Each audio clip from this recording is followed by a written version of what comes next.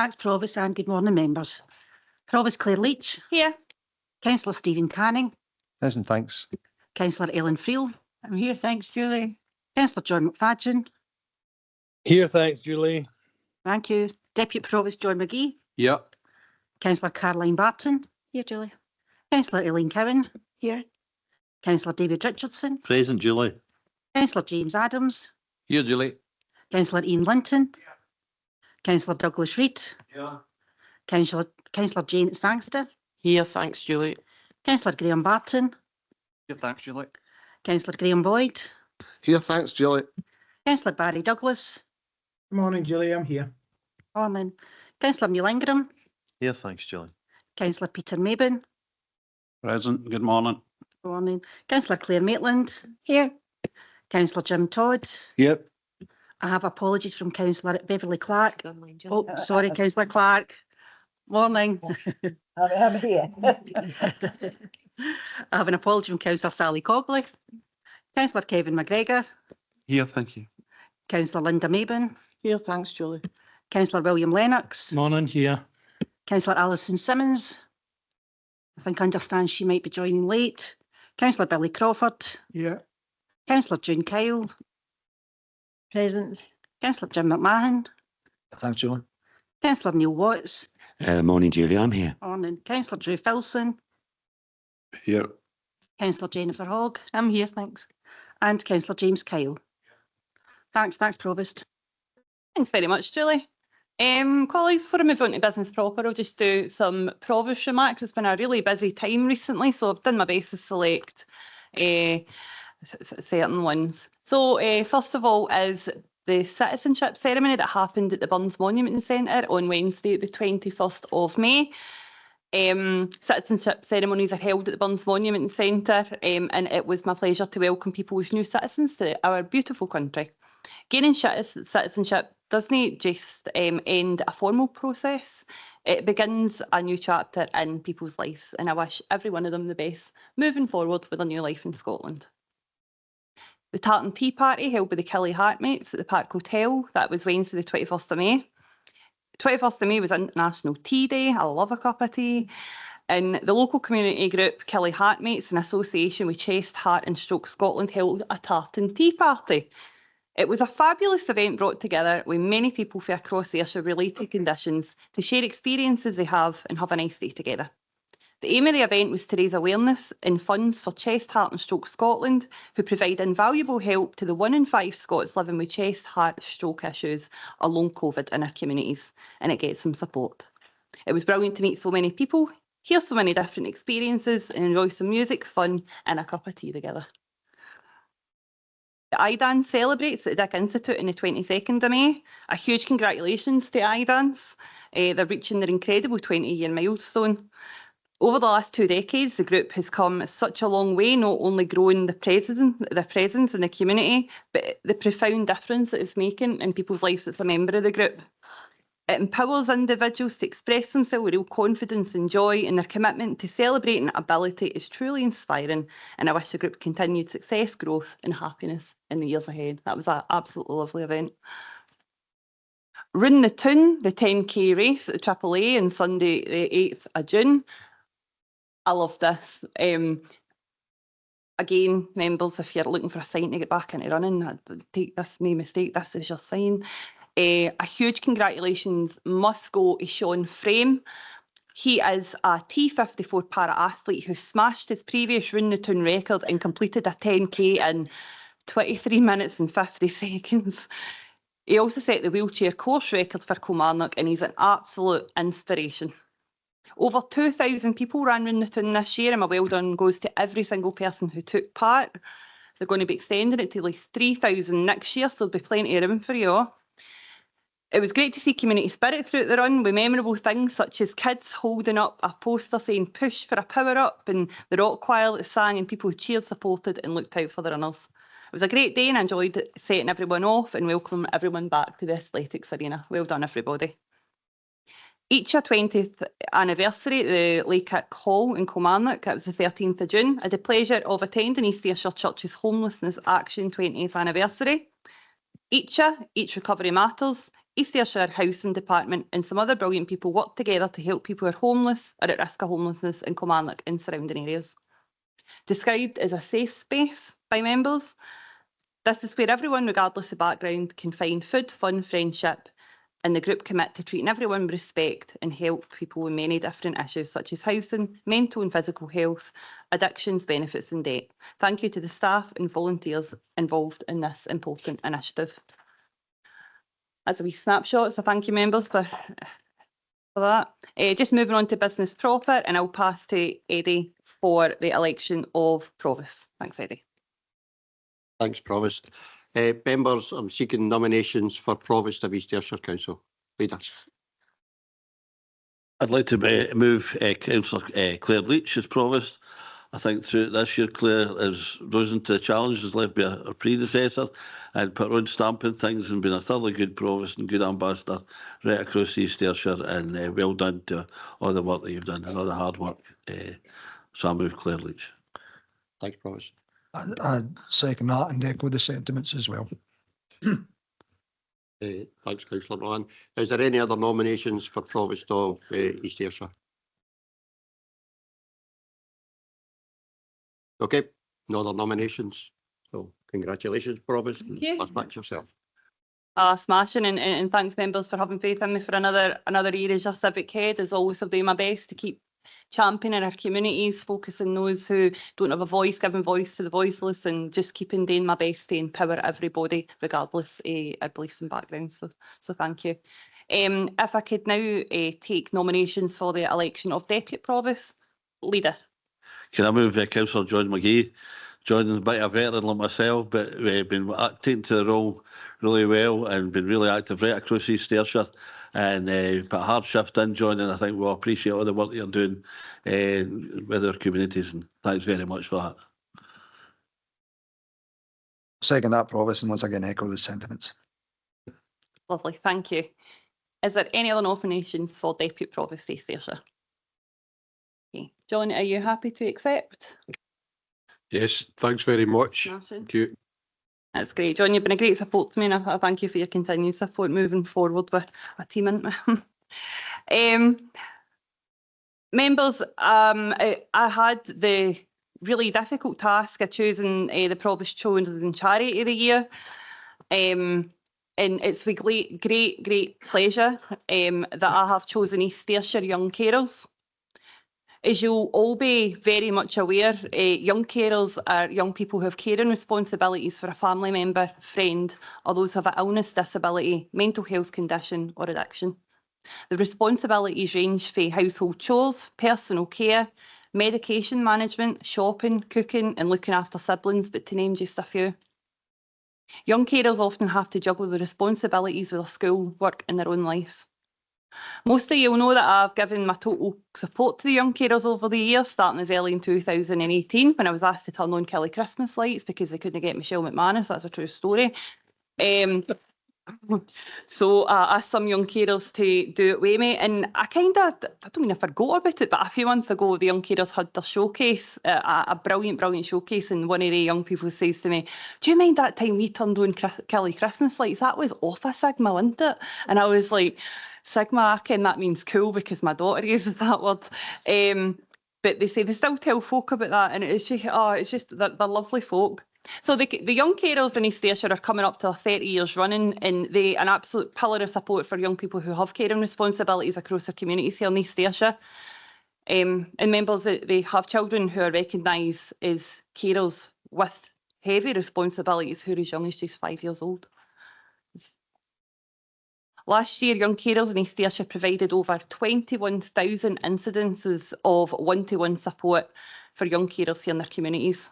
This year, they've recognised a further 137 young people as young carers, and that number keeps growing. They run groups across East Ayrshire and Kilmarnock, New Cumnock and Domeliton. These groups let kids be kids. They get food cooked for them, they have fun and take a break for the responsibilities. I just want everybody to know that the core of my selection is really simple though. I just want to promote the young carers matter. They matter as individuals with their own hopes and dreams, and not just as carers. I hope for the year ahead that you can join me in supporting these amazing people and help raise the profile of these brilliant and selfless human beings. Thank you. Everybody all right with that? Leader. I think it's a great choice. I know that a number of the members attended a presentation by the young carers, and it's quite humbling to see just how much support they gave one another, and the dedication. But we need to give them as much support as they can, because they really do need as much respect as we can help them get, because, as you say, let kids be kids, and it's important that they don't lose out their childhood, as so many of them to some degree have. So I think it's an excellent choice, Claire. Cheers, thanks. I really appreciate that, Leader. Thank you. Councillor Todd. Thanks, Provost. What a great choice. In the past, it's always been the Provost's wish that it's a charity that's been chosen from all the Provosts that has a local angle to it, and it's great that you're doing this again. Young carers are great. If anybody has never been, please try and go along to the Young Carers Weekend. It's all over the country once a year, and you can partake in skydiving and all the rest of it, because we've tried it all, Claire. So please, everybody could go along and give a wee bit of support, and please tell them all that I'm sure all of us here fully support what they're doing, and they're doing a great job. So a brilliant choice for a charity, Provost. No, for sure. Thank you so much. Everybody cool with that then? Great. No, thank you so much, everybody, and myself and John will be doing things through here to promote them, and really appreciate your support moving forward, and anything you can do to help promote them as well. So we'll just move on to declarations of interest. David, wouldn't you imagine? As we said at pre-meeting, I don't think there's anything in the agenda that would automatically trigger anything obvious, but members are the ones who know their interests, but I wouldn't expect any, but if members know better, and now's the time. Any members got any interest to vote to declare? No. Councillor Douglas online. Thank you. Just obviously to note that the Kilmarnock Neighbourhood Board update report, obviously myself and the leader are represented. We are the representatives on that for the council, just to declare that, I suppose, more from a transparency point of view, Provost. Yeah, councillor, that noted. Leader? I suppose we better do the same in terms of transparency. Thanks, man. Okay, we'll just take it on block for the transparency then, Julie. Yeah. Okay, so you will be covered fine for that. Everybody else okay? Okay. I'll move on to item 4, and it's to approve the previous minutes of the council meeting of the 15th of May, and I will move as a correct record. Second up. Thank you, Deputy Provost. Is there any corrections to the minute? Okay, thanks everybody. We'll move on to item 5, and it's the 6th monthly update on cabinet activity. And I'll bring in Councillor Reid, Leader of the Council, to go through his report. Thanks, Leader. Thanks, Provost. It's been a very busy 6 months, and just thank all the members and for all the cabinet just for all their contribution and getting through a difficult financial period, and right across the board, been able to deliver some significant changes affecting our community for the good. And I think we kick off here in terms of just mentioning the budget. The support that we've given to apprenticeships continues at pace, and I think that's one of the things we decided upon a number of years ago as a council, to concentrate and getting training, get money into young people's pockets and skills for young people, and that's where we need to go, and that's where we will continue to go, and just to actually see them round about the buildings and providing services right across East Ayrshire and some of our partners too is great to see, and stepping on to other things as they will do as young people. But it's great to see that, and that's right up at the top of the list. But no far behind it is the anti-poverty strategy in terms of what we did in the budget this year. And pleased to report, but I think we were looking for clarification. Both ourselves and North Ayrshire seem to have improved up the rankings in terms of poverty across Scotland. We used to be right at the bottom of the table in terms of poverty, but we seem to have crept up a wee bit, which is hopefully as a result of some of the interventions that were taken. But we're not getting complacent at all, and we'll check out some of these figures because we know that they sometimes affect resources that come our way. But it's good to see we can be realigned in terms of some of the impact that some of our strategies are taking place, because I think that's something we want to all achieve, is address issues of poverty, particularly child poverty right across our communities that sadly blights our communities right across the place. Also,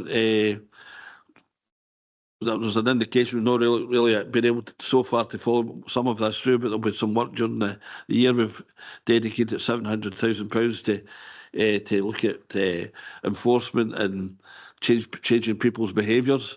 But work's underway with that, and hopefully we'll be making some announcements in the months ahead just to say where we are with that, and hopefully make it, because that's what our communities are out there are asking us to get tough with people that show disregard for their open spaces with litter, dog fouling and all the other issues that we have sadly in our communities.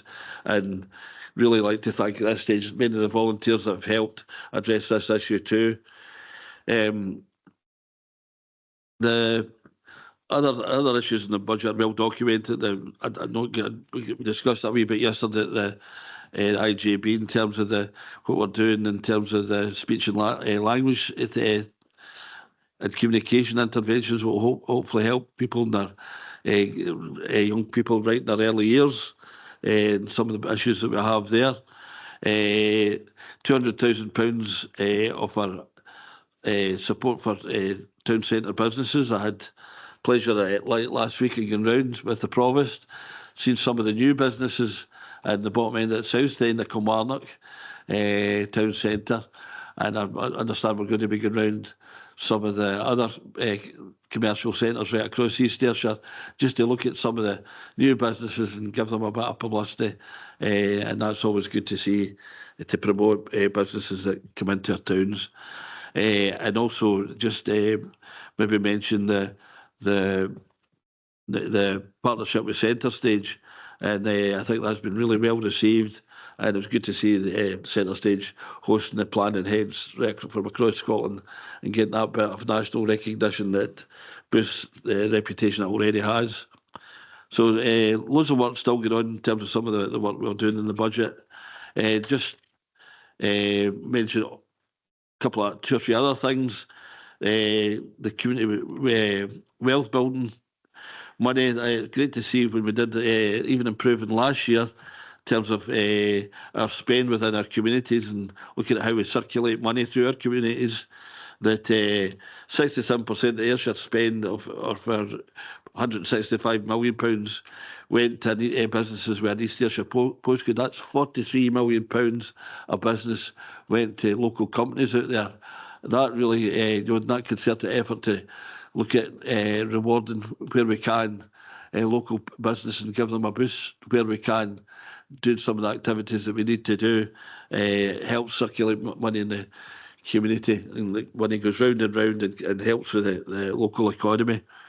In terms of we continue to work with our community partners and health and social care partnership to help people live independently and safely as long as possible through sustained services and partnership across the council. And pleased to report that discussions from our IJB and at the Health Board, that East Ayrshire are punching above its weight in terms of delivering these services at home, and it's actually helping reduce our costs in some way. But we've had significant investment in this area, and I think that's something we should keep on doing, and I'm proud of the record that we're having. In terms of housing, pleased to see the money invested in the properties in 4 properties in Barnwell Drive in Hurlford, and houses that were lying empty for quite a kind of significant period of time and been brought back in to the stock and been used very constructive for folk that require housing in their communities, similar to the housing that stock at Clinchard Place in Galston. I had the pleasure of getting up to see with spokesperson Jim McMahon, and we're able to see some of the work done there that's helping access for members of the community that wouldn't otherwise have access to housing. Our poverty and inequality strategy, as I mentioned earlier, Gillian Doherty was appointed as independent chair, and with the big meeting earlier in November last year. Works emanating from that is continuing, and we continue to work with both governments to look at tackling poverty and looking at inequality right across the board. It remains a major, if not number one priority, looking to see where we can help some of the poorest members of our community become economically active and take part and enjoy full life and educational experiences within our communities right across the board again. Number of others, I should just highlight, there's loads there that's all written down. I don't want to prolong this, but just mention in paragraph 28 the £1 million in terms of the support and development and implementation of the anti-poverty and inequality strategy, and the grant funding process is now live via the HQ engagement website, just to encourage community groups right across East Ayrshire to look and apply for funding where they can, and we'll give you some kind of advice if that's required.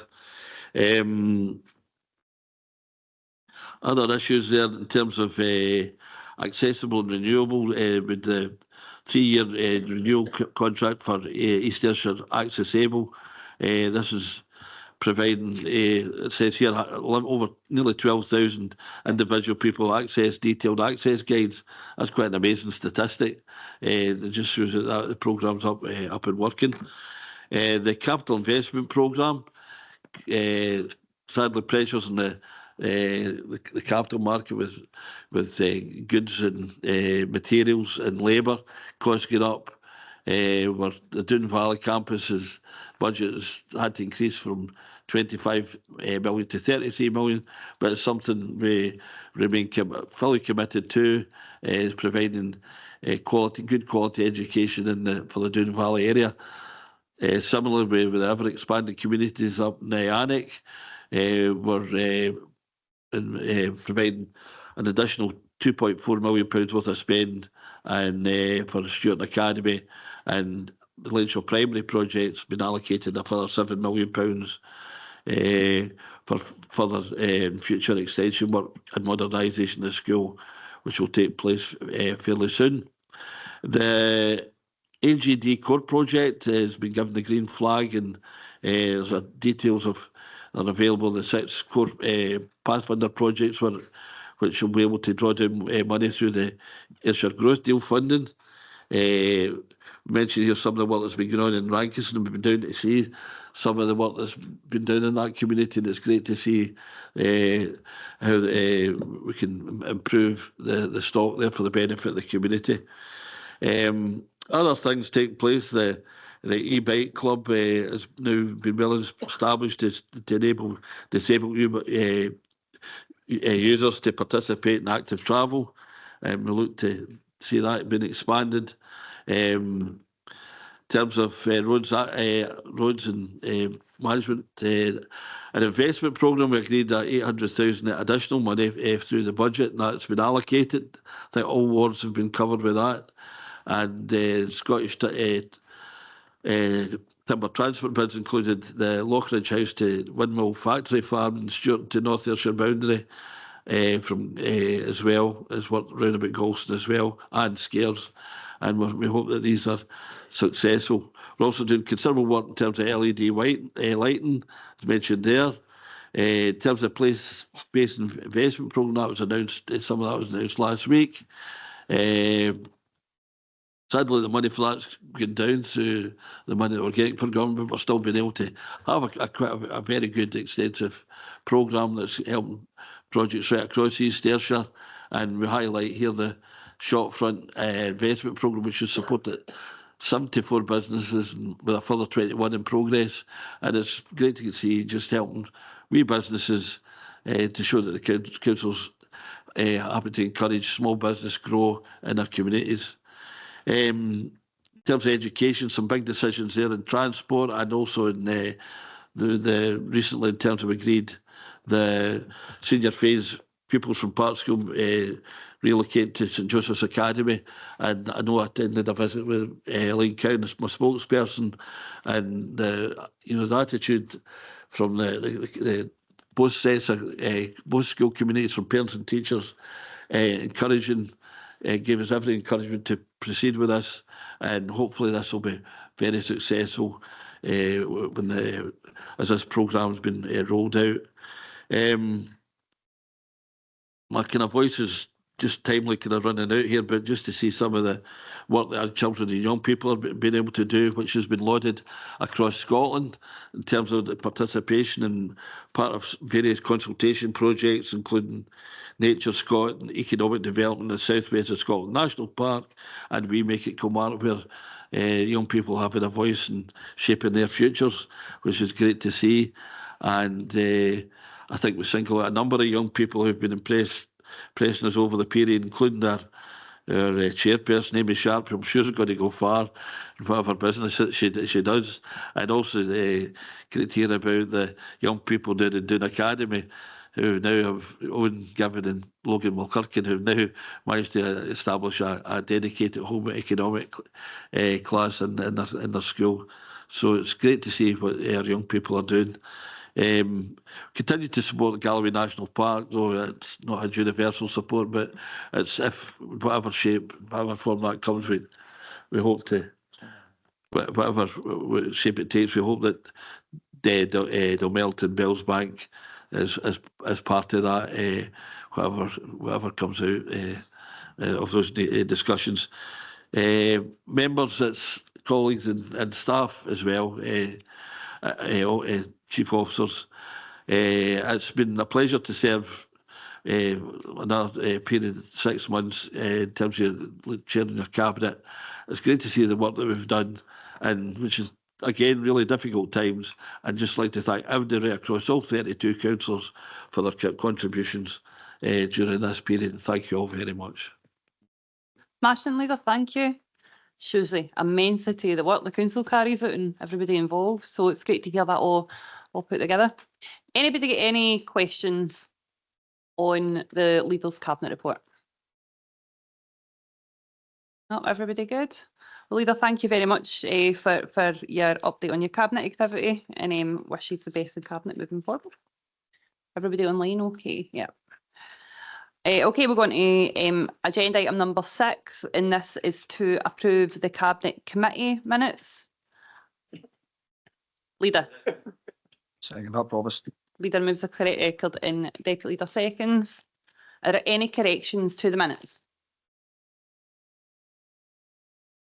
Okay, thank you, members. Moving on to item 7. This is the appointment of the Leader of the Council, Deputy Leader and Cabinet members, chairs and vice chairs. And I'll pass to Leader. Deputy Leader. I propose Councillor Douglas Reid as Leader. I'll second that, Provost. Do you accept as Leader, Councillor? Thank you, Leader. Appointment of Deputy Leader. With Councillor Jim McMahon. Okay. I'll second that, Provost. Thank you. Are there any other that's fine. For Cabinet members. Just propose the status quo, Provost. Second that. That's perfect. Everybody okay with that? Perfect. And chairs and vice chairs. Propose the status quo, Provost. Absolutely fine. And everybody cool with that? That's fine. Okay, everyone. Moving on then, agenda item number 8, I'll bring David Mitchell in to go over the Council's remuneration, salaries, allowances and expenses scheme. Thanks, David. Thanks, Provost. Morning, members. This is an annual report in which we just set out the application of the regulations in an East Ayrshire context to set councillors' remuneration, salaries, allowances and expenses. Members will be well aware that this is dealt with through a national process. COSLA remitted to SLARC carried out a review. COSLA accepted the recommendations of that independent review and agreed on a national basis to implement them, and they are now reflected in the regulations.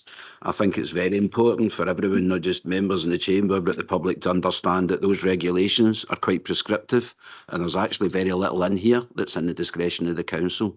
For instance, the remuneration for the leader and the provost are prescribed by the regulations. The basic allowance for all councillors as a level B authority is prescribed by the regulations, and the regulations also prescribe a formula, which Julie and I had a lot of fun with one afternoon in advanced maths class, a formula by which you can work out the maximum value of all the top-ups or senior responsibility allowances. And for us, that was around about the 440,000 mark. The one area where the council has, and that's not at our discretion, that is prescribed by the formula flowing from the regs and all the other values. But the one area that the council does have discretion in is the regs prescribe a maximum of 14 senior responsibility allowances or senior councillors, and the council has opted to retain the number of 12, which was the status quo from previously. So that's the only discretion there. There's room for a couple more if council was otherwise minded. But the main point is the regs now prescribe all of this and set these in stone. The outcome from all of that is set out within the financial policy bulletin, which we issue every year refreshed, which also covers all other governance matters around expenses and allowances, etc. And the final point, and not to put the Provost in a difficult position, I would simply highlight that I think it's appropriate to continue with the provision for the expenses for the Provost office. As I say, not to embarrass the Provost, but I would simply advise Council that last year's wasn't spent, but that's a matter of personal choice, and I still think it's appropriate that Council make the provision. But again, that's a matter for yourselves.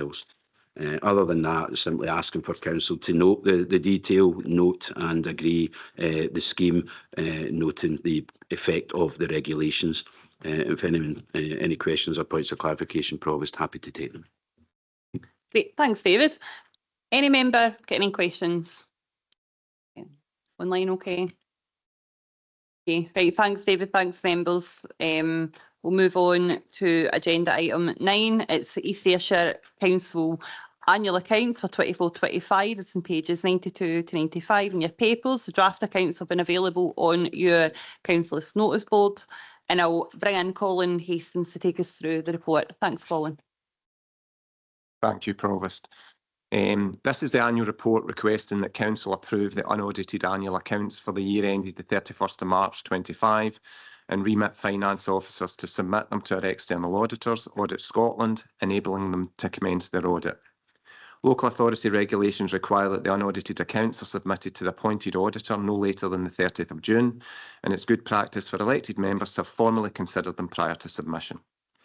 The preparation of accounts is a time-consuming, complex process beginning in April, only completing in recent days to enable all aspects of the accounts to be fully coordinated and presented for consideration.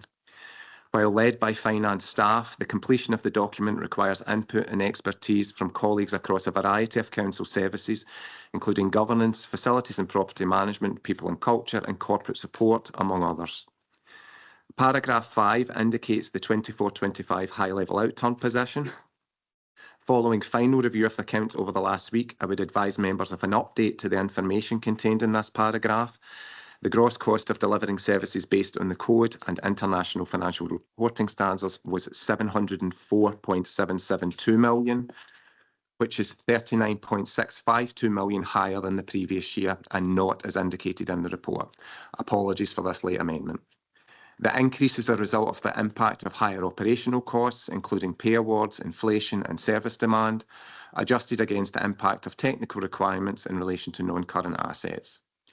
The general fund balance detailed in the movement in reserve statement is £40.736 million, including £8.28 million retained as uncommitted general fund balance, representing 2.02% of the net budgeted expenditure and therefore remains in line with the Council's reserve strategy. The housing revenue account balance has decreased by £1.71 million to £21.443 million as its planned use to support ongoing delivery of the housing investment programme continues. A significant area of development in relation to accounts this year, detailed at paragraph 10, was the introduction of the International Financial Reporting Standard 16 leases, required by the Code from the 1st of April 2024, and has taken a significant amount of work by officers. This introduces a substantial shift in the existing arrangements used to account for leases. It significantly widens the interpretation and definition of a lease, removes the scope to hold lease arrangements off balance sheet, and introduces a new right of use asset class. The effect of this has seen an increase in both assets and liabilities on the balance sheet, totalling £23.888 million. Paragraph 12 and 13 provide some background to provisions that are contained within the accounts, which are reviewed annually as part of the accounts process, the most significant of which relate to the Early Intervention and Prevention Fund, the Jobs and Training Programme, and potential historic liabilities flowing from Strathclyde Regional Council. Paragraph 15 updates members on the council pension liability position. Our actuaries have advised that again this year the council has a net pension asset at the 31st of March, which in line with agreed accounting practice has been capped at a nil value. Unfunded liabilities required to be disclosed separately, however, therefore overall a net pension liability of £34.7 million is reported. As is required under the Local Government Scotland regulations, following approval by Council, the unaudited accounts will be made available for public inspection for the required period from the 27th of June. As in previous years, colleagues from Finance have taken the opportunity to meet with members over the last week as part of the Why the Accounts Matters scrutiny process to discuss significant aspects of the accounts, and I'd like to thank members for their time and hope that they found the discussions useful. Provost, the recommendations are detailed at paragraph 2, asking members to approve the Council's unaudited annual accounts for 24-25 and remit officers to submit them to the external auditor for audit. I'm happy to take any questions. Thank you so much, Colin, and I think everyone will agree. Thank you to yourself and your colleagues for coming and taking us through these accounts in a way that is more palatable to the understanding, shall we say. I'll open it up for questions. Councillor Linton. Thanks, Provost, and thanks very much, Colin, for a very clear and concise report. I see we have another pension credit this year. What does this mean, and how does it link to the next pension fund valuation? Are we as a council likely to see more money coming in from a reduction in the future pension contribution? And I'll just get my second one as well, because it's kind of quite a straightforward one as well. I understand that the accounts have been prepared to take account of the new leasing standard. Can you tell us what difference this has made and what it means to the council, and has it been a challenge to change over to the new approach? I know the answer to that one already. Through you, Provost. Thanks very much, Councillor Linton. In relation to the first one, the pensions valuations, you're absolutely right. We are showing a sort of pension credit or a pension asset, which basically it means that in the valuation that the actuaries have undertaken, that the assets that are the accounting value of the assets and the pension fund are in excess of to what the ongoing liabilities for our members and that are. I should probably clarify that that's the accounting valuation of it, and that differs from the fund valuation, and that's principally to do with the valuation methods that are required to be used. The link between the two is the triennial valuation as the basis for the calculation of both the figures for the accounts as well as the ongoing fund position. So it indicates that would suggest that the funding position for the Strathclyde Pension Fund is in a healthy position. Now this was the position a couple of years ago, and at that point consideration was given to the level of funding that was in the Strathclyde Pension Fund, and it was determined that it was overfunded to a significant percentage, and decision was made then that the employer contributions that were required for the forthcoming years could be reduced, and that's where in the last 2 years we've seen a reduction from 19.3% down to 6.5% for 2 years, but it goes back up to 17.5% I think next year. So given that position, and given that we're still in a sort of an asset position over a net asset position overall, it's likely that consideration will be given as to whether there can be further reductions going forward to the level of contributions. The next triennial valuation I think is due to begin next autumn, and that will be undertaken led by Glasgow City Council, who manage the pension fund on behalf of the Strathclyde Regional Authorities. But as I understand it, there may be some consideration given to an interim one starting this year to get some idea of the likelihood of just exactly that, as to whether there is the opportunity to reduce contributions going forward and whether there's benefits or funding benefits that could come to the council accordingly. So I hope that sort of kind of provides a sort of answer to the sort of kind of question in pensions. In relation to the IFRS 16, I'll probably start by saying yes, it has been a significant challenge introducing the standard. There is a lot of data that has to be collected in relation to and review of contracts, virtually all contracts, and not just sort of contracts that are classed as leases, but anything that is an agreement that could be considered a lease. The definition sort of widens out further to not just those agreements that are classed as leases, but anything that could be considered as a lease type agreement where the council essentially has control of the asset, even though we don't own it. Essentially, we have control of that asset, and that was essentially the sort of kind of big aspect that was being brought in about right of use assets. It wasn't that you just owned it, but you had the right to control it, and were sort of kind of access. So there has been a lot of work that's had to be undertaken by officers with some difficult calculations, given some of the intricacies in the technical side of it. And that's part of the reason as to why the standards have been introduced this year and has been delayed for being introduced for a number of years because of the difficulties that local authorities would have in compiling that information.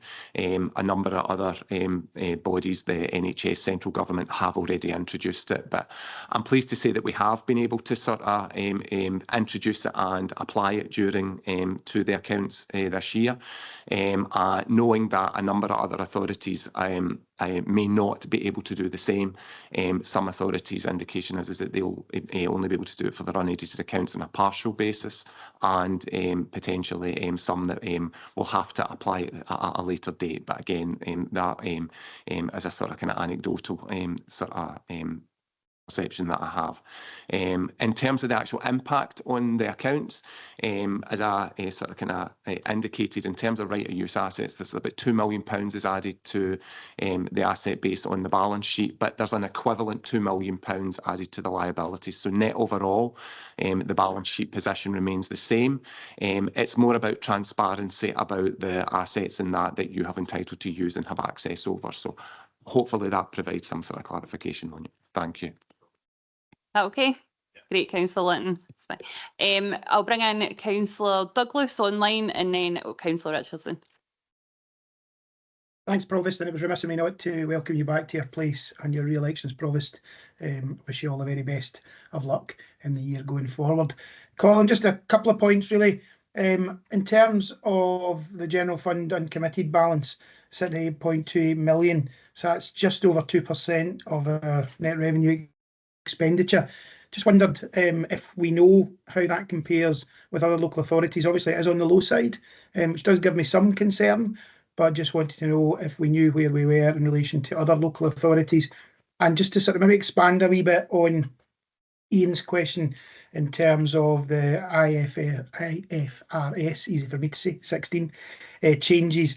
In terms of valuing our liabilities, how are we doing that, and what sort of percentage of these assets are we valuing at any one time? Because you can't value them all, I would expect. Just if you could maybe give us some commentary on that, please. Thanks.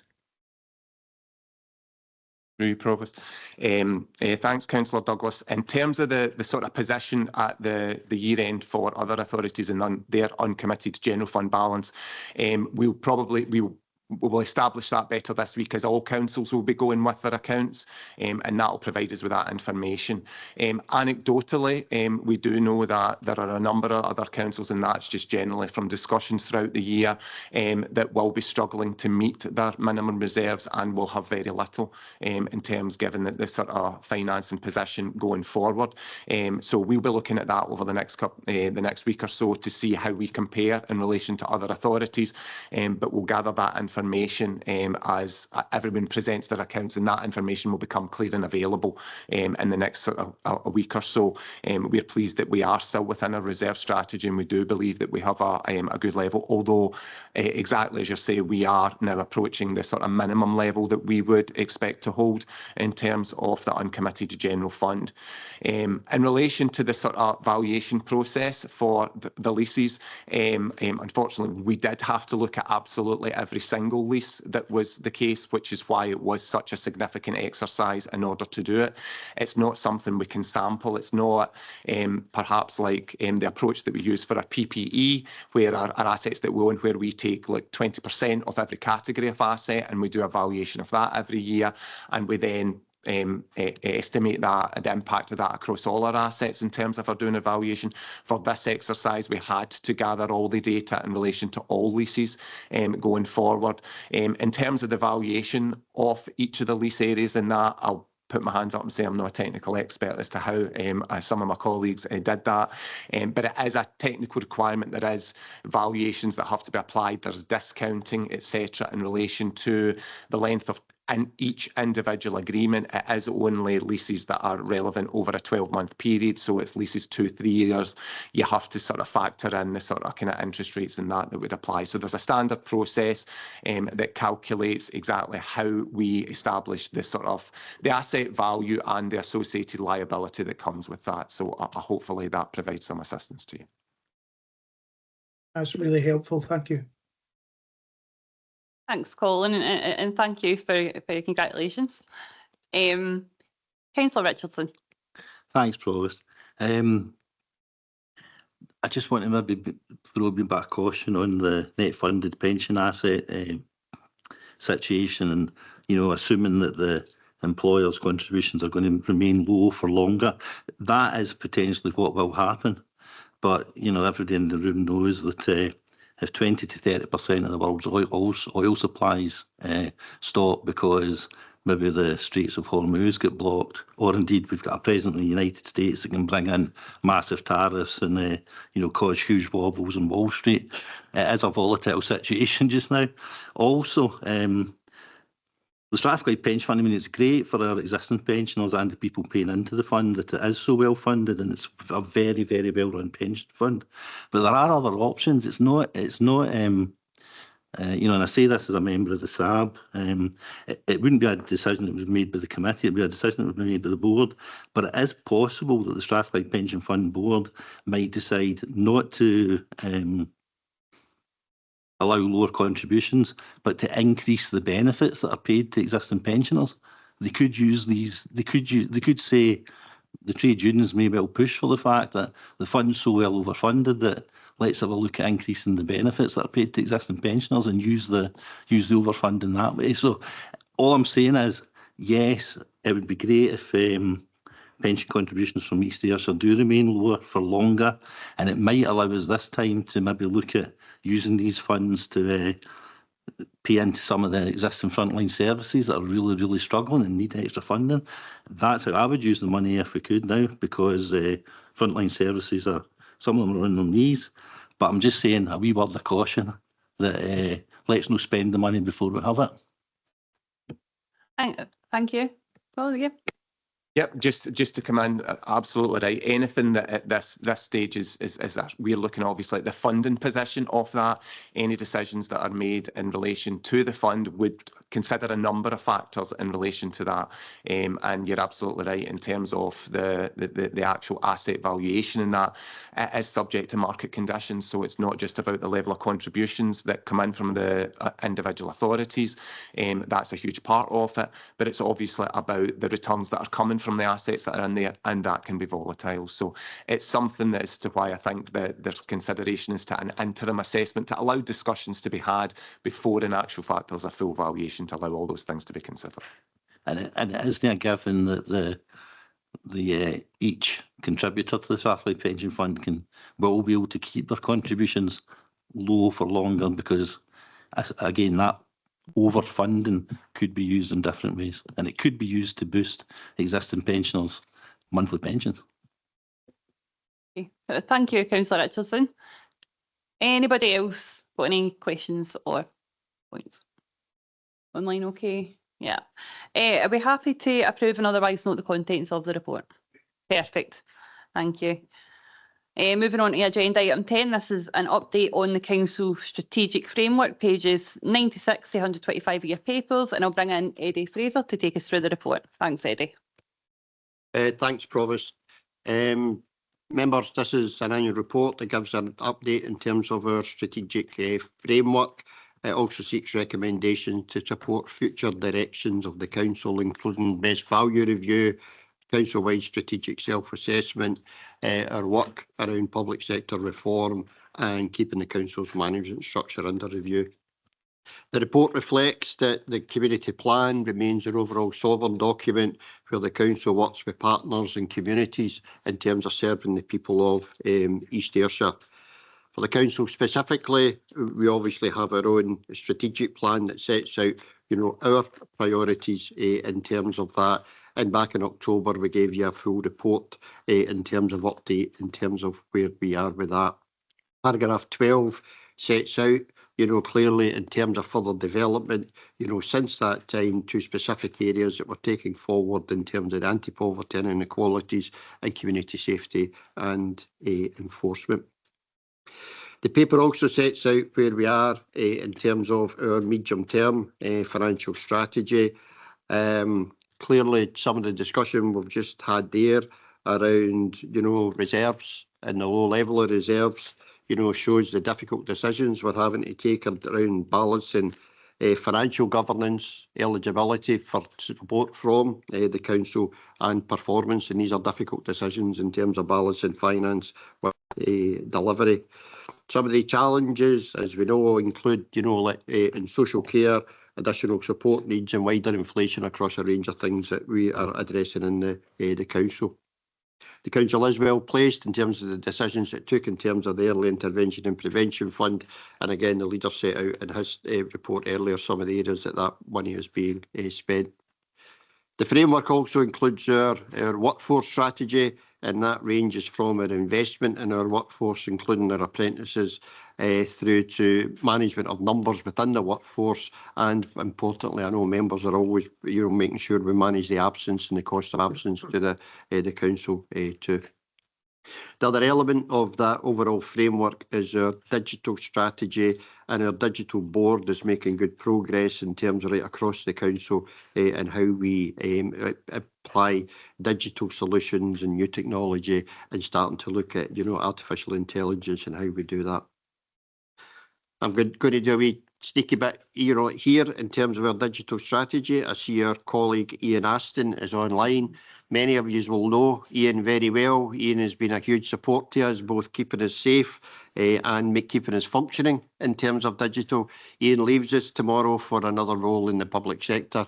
And so I would just wish Ian, all the very best in future and thank Ian for the work that he's done and is all doing that. Because Ian often does things that we've no idea what he's doing, but he makes the things work. So, and the other thing is it certainly keeps us all safe around that. So thanks very much for Ian. The next section goes on in terms of looking at where we are with the cross-cutting reviews. Again, the reviews are making good progress. The Provost spoke about young carers and how we look at that in terms of our children and young people services, whole family wellbeing, some of our investment in centre stage, right down to the investment in school meals that we've seen like that. There's a broad range of things that we're doing with children and young people.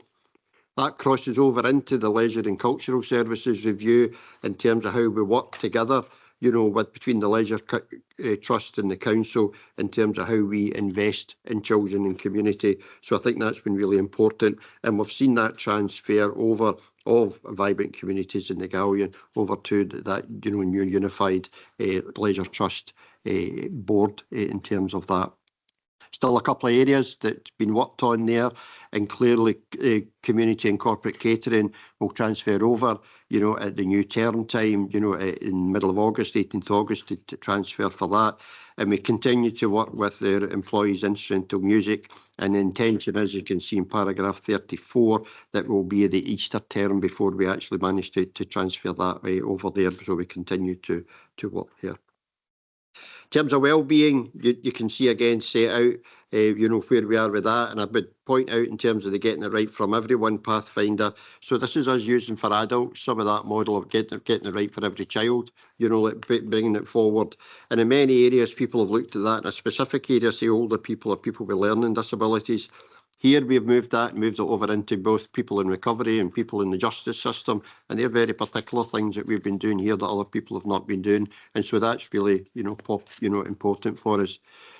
Scottish Government last week published the Population Health Framework, and again that's something we would want to look at about how do we use that and how do we apply a population health framework locally that actually therefore makes people live longer, healthier lives, and as a consequence of that reduce demand on our services wherever possible. So we would want to do that.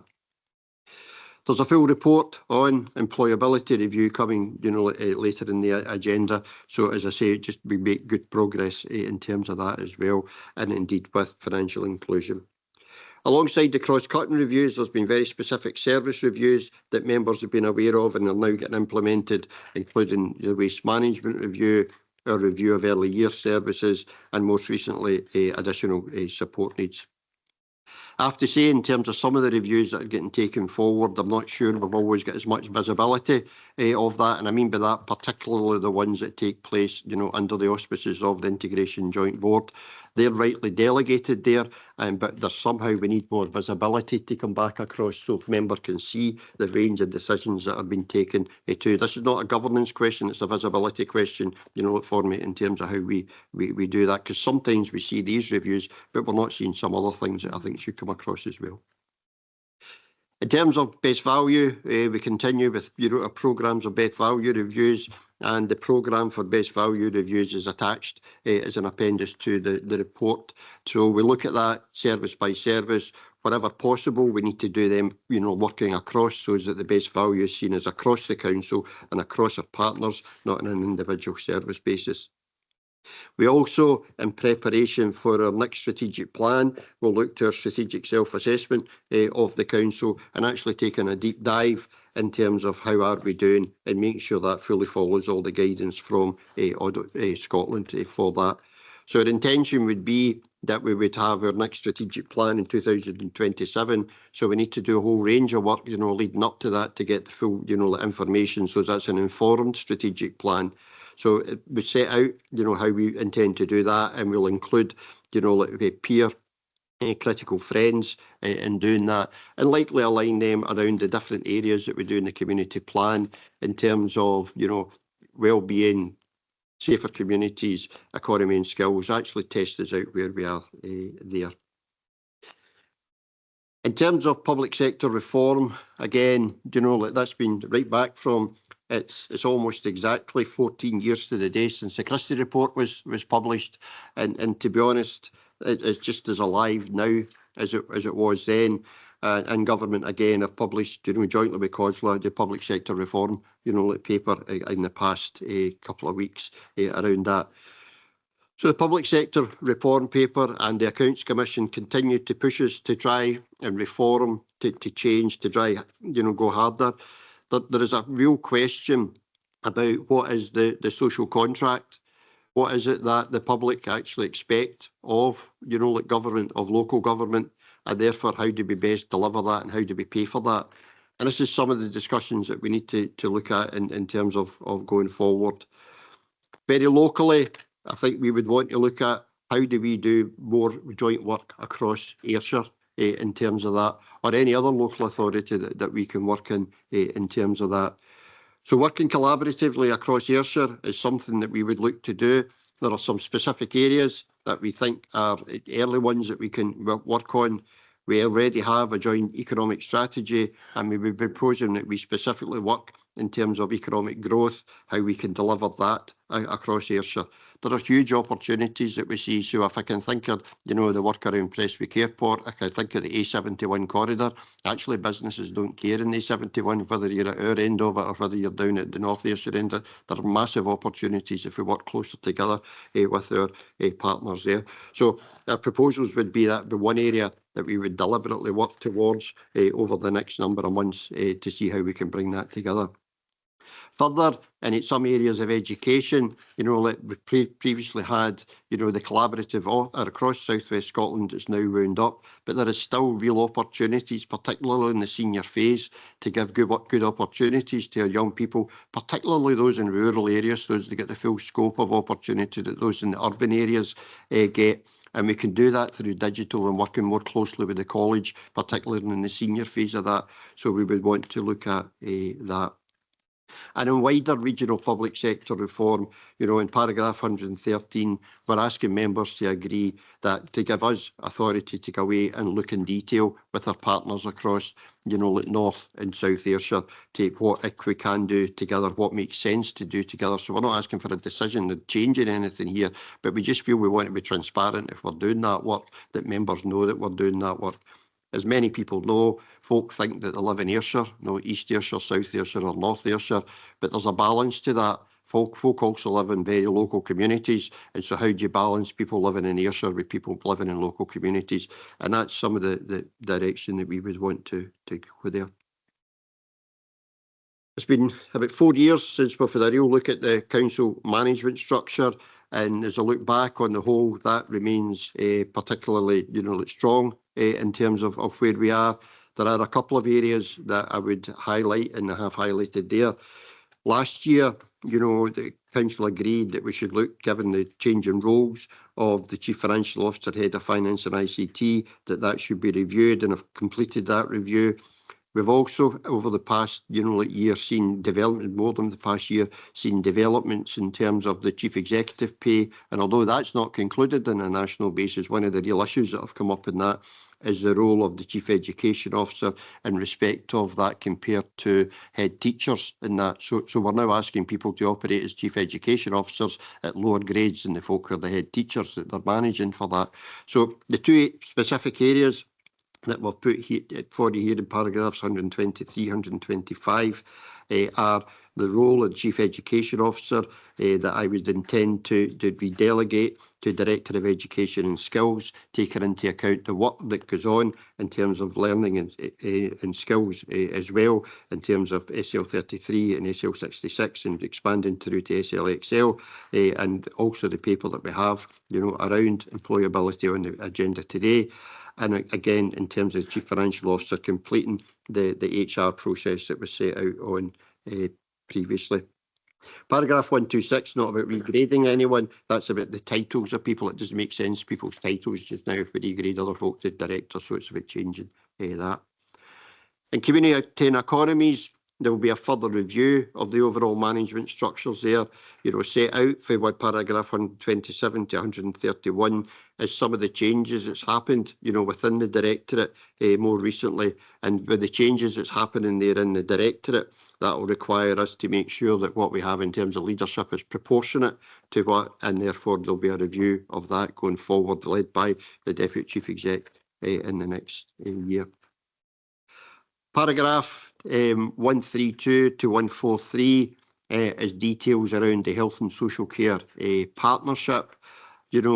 Following the recent departure of the Head of Wellbeing and Recovery, the Chief Officer has then been able to undertake a review of all the work that they do there and how that can best be, delivered.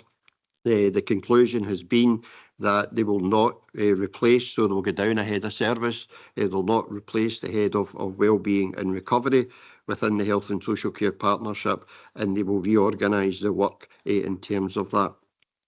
There are some specifics, a number of years ago, we created a specific role in terms of supporting the Chief Social Work Officer, recognising that was both an operational role and it had a professional leadership role.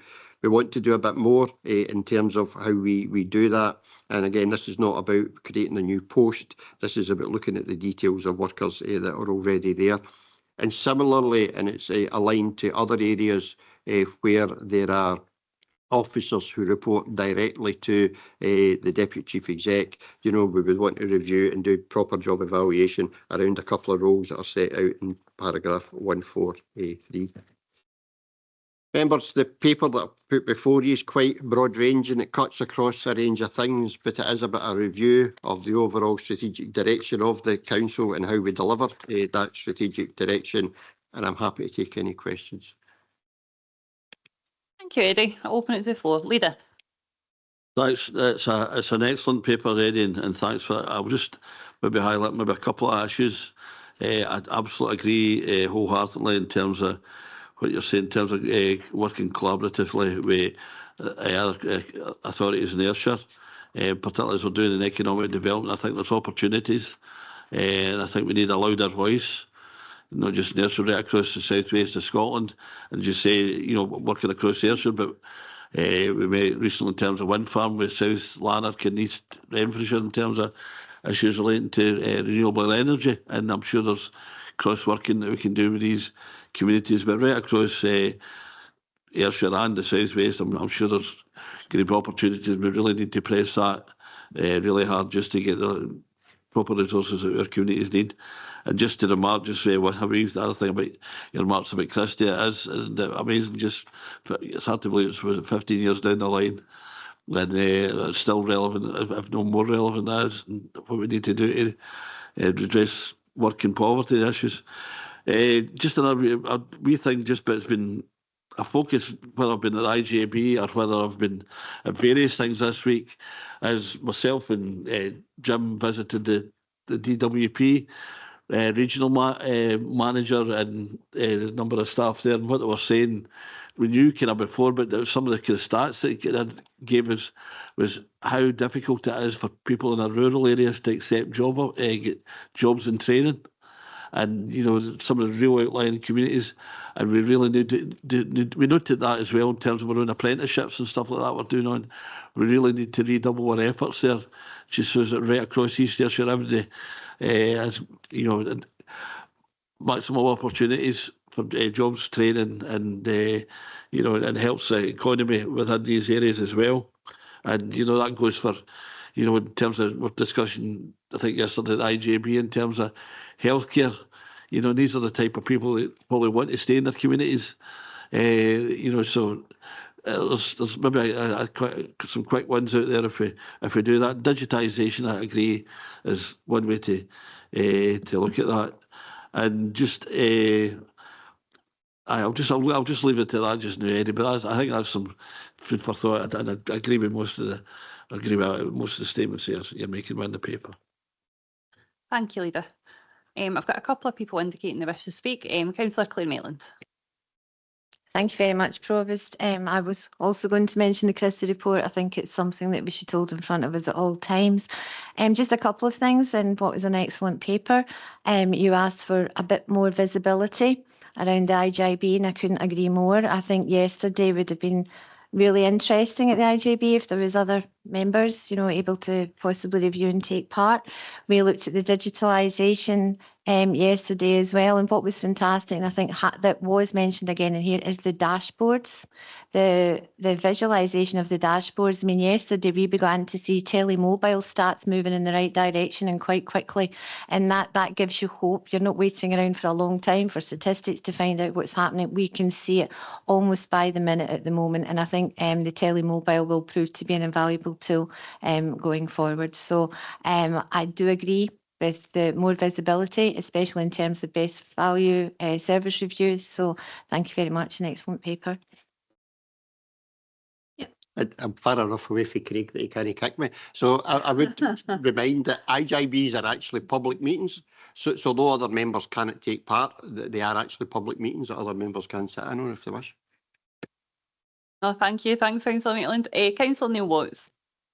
Yes, thank you. Congratulations, Provost, as well on your future year. Thank you, Eddie, for the report. I know a lot of work obviously has gone on for yourself getting this and putting it together. However, I would just like to raise one thing where I do have probably a slight concern, and that's if we look back to this time last year, so June 2024, when we were looking at the instrumental music service. At the time, within that service, we had 13.8 full-time equivalents, which probably equated to around 27 to 28 tutors within that service. My information to where we are at the moment is that we are currently sitting at around 15 to 18 tutors within that service. So what I would probably ask is, do we have assurances that if we delay this for almost another further year, that we will actually have by that time a service to transfer to the East Ayrshire Leisure Trust, bearing in mind that in theory, in the last 12 months, we've potentially lost around 10 of the tutors from that service, which in a sense, to me, would state that we've almost put that service into almost a crisis level. Thank you, Provost. Thanks, Councillor Watts. Bring in Richard Grayson. Thanks, Provost. Through you. Thanks, Councillor Watts. I'm happy to update that colleagues, both internal to the Council and in the Leisure Trust, met this week to talk about this very issue, and the vacancies that currently exist within the system are currently being actively recruited to. The manager of the service is confident that we'll fill those posts, and therefore we'll be able to have a position of some stability that allows us then to continue to work through the various continued challenges we've got and work towards that transfer as we've been as has been highlighted in the paper. So confident that we can work through the challenge and work to that positive end and the decision that members previously took. Thanks, Richard. That okay? Yes, thank you, Provost. Thank you. No, sure. Thank you. Anybody else got any questions or points of clarity? Anybody online? No. Are we okay to approve and otherwise note contents of the report? Thank you, Council. Will we just bring Joe back in? Just a wee second, we'll move on.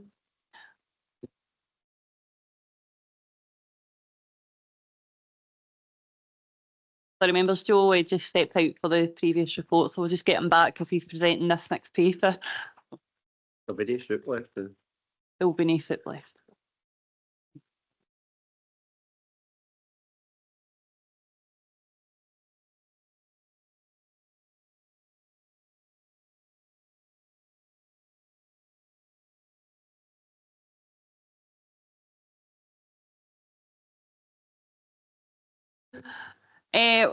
Welcome back. So just item 11, the cross-cutting review of employability service. Members, it's pages 126 to 180 in your papers, and I'll pass to Joe McLaughlin to take us through the report. Thanks, Joe. Thanks, Provost. Morning, members. This report provides the outcome of the cross-cutting review of employability services, and it builds upon an early report that was presented to you in October last year, and it's the last of the cross-cutting reviews to be presented and reported to you.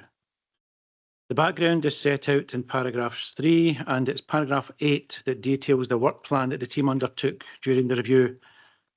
We examined all of the external grant funding sources, assessed the implications of the changes to grant funding levels that occurred during the review, reacted to policy changes that saw specific themes removed from grant funding, engaged with staff and with external partner providers to gather their views and comments on current arrangements and how they felt these could be enhanced. We assessed the current arrangements on how we assessed the current external commissioned employability process, identified the optimum operational structure for employability services, sought to consolidate the two main tranches of employability funding, and to do so in a way that sought to manage costs and ensure that every pound of employability grant funding is used on clients and those who need employability support. The review team also examined the governance arrangements and the link to the regional economic strategy, the Ayrshire growth deal, and importantly, the linkage to and outcomes that are delivered against the Council's strategic plan. The report makes a series of recommendations at paragraph 2, which, if approved, would conclude the review of employability services. Paragraph 9 gives an overview of the previous reporting to you, and paragraph 15 considers and compares the review against the best value criteria and what we call the 4 Cs. We set the scene by giving detail around the local and national policy, the Scottish Government's employability strategic plan that was published last September, and the priority areas for action. Paragraphs 26 through to 68 give details of the funding and how it's been utilised across council, and shows that as a council we have a number of our services that provide employability skills in a person-centred, caring and supportive way. We also show the alignment to the Economies and Skills Delivery Plan and how the Council's jobs and training initiatives forms an increasingly important part of our overall employability offer. Paragraph 69 gives details of how the team consulted during the review and the details of the comments from our staff and the external partner providers that deliver employability services and supports to the local employability partnership and other mechanisms. The engagement sessions provided open and honest feedback, and we've considered the outcome of the engagement against the 40% reduction in the UK Shared Prosperity Grant funding.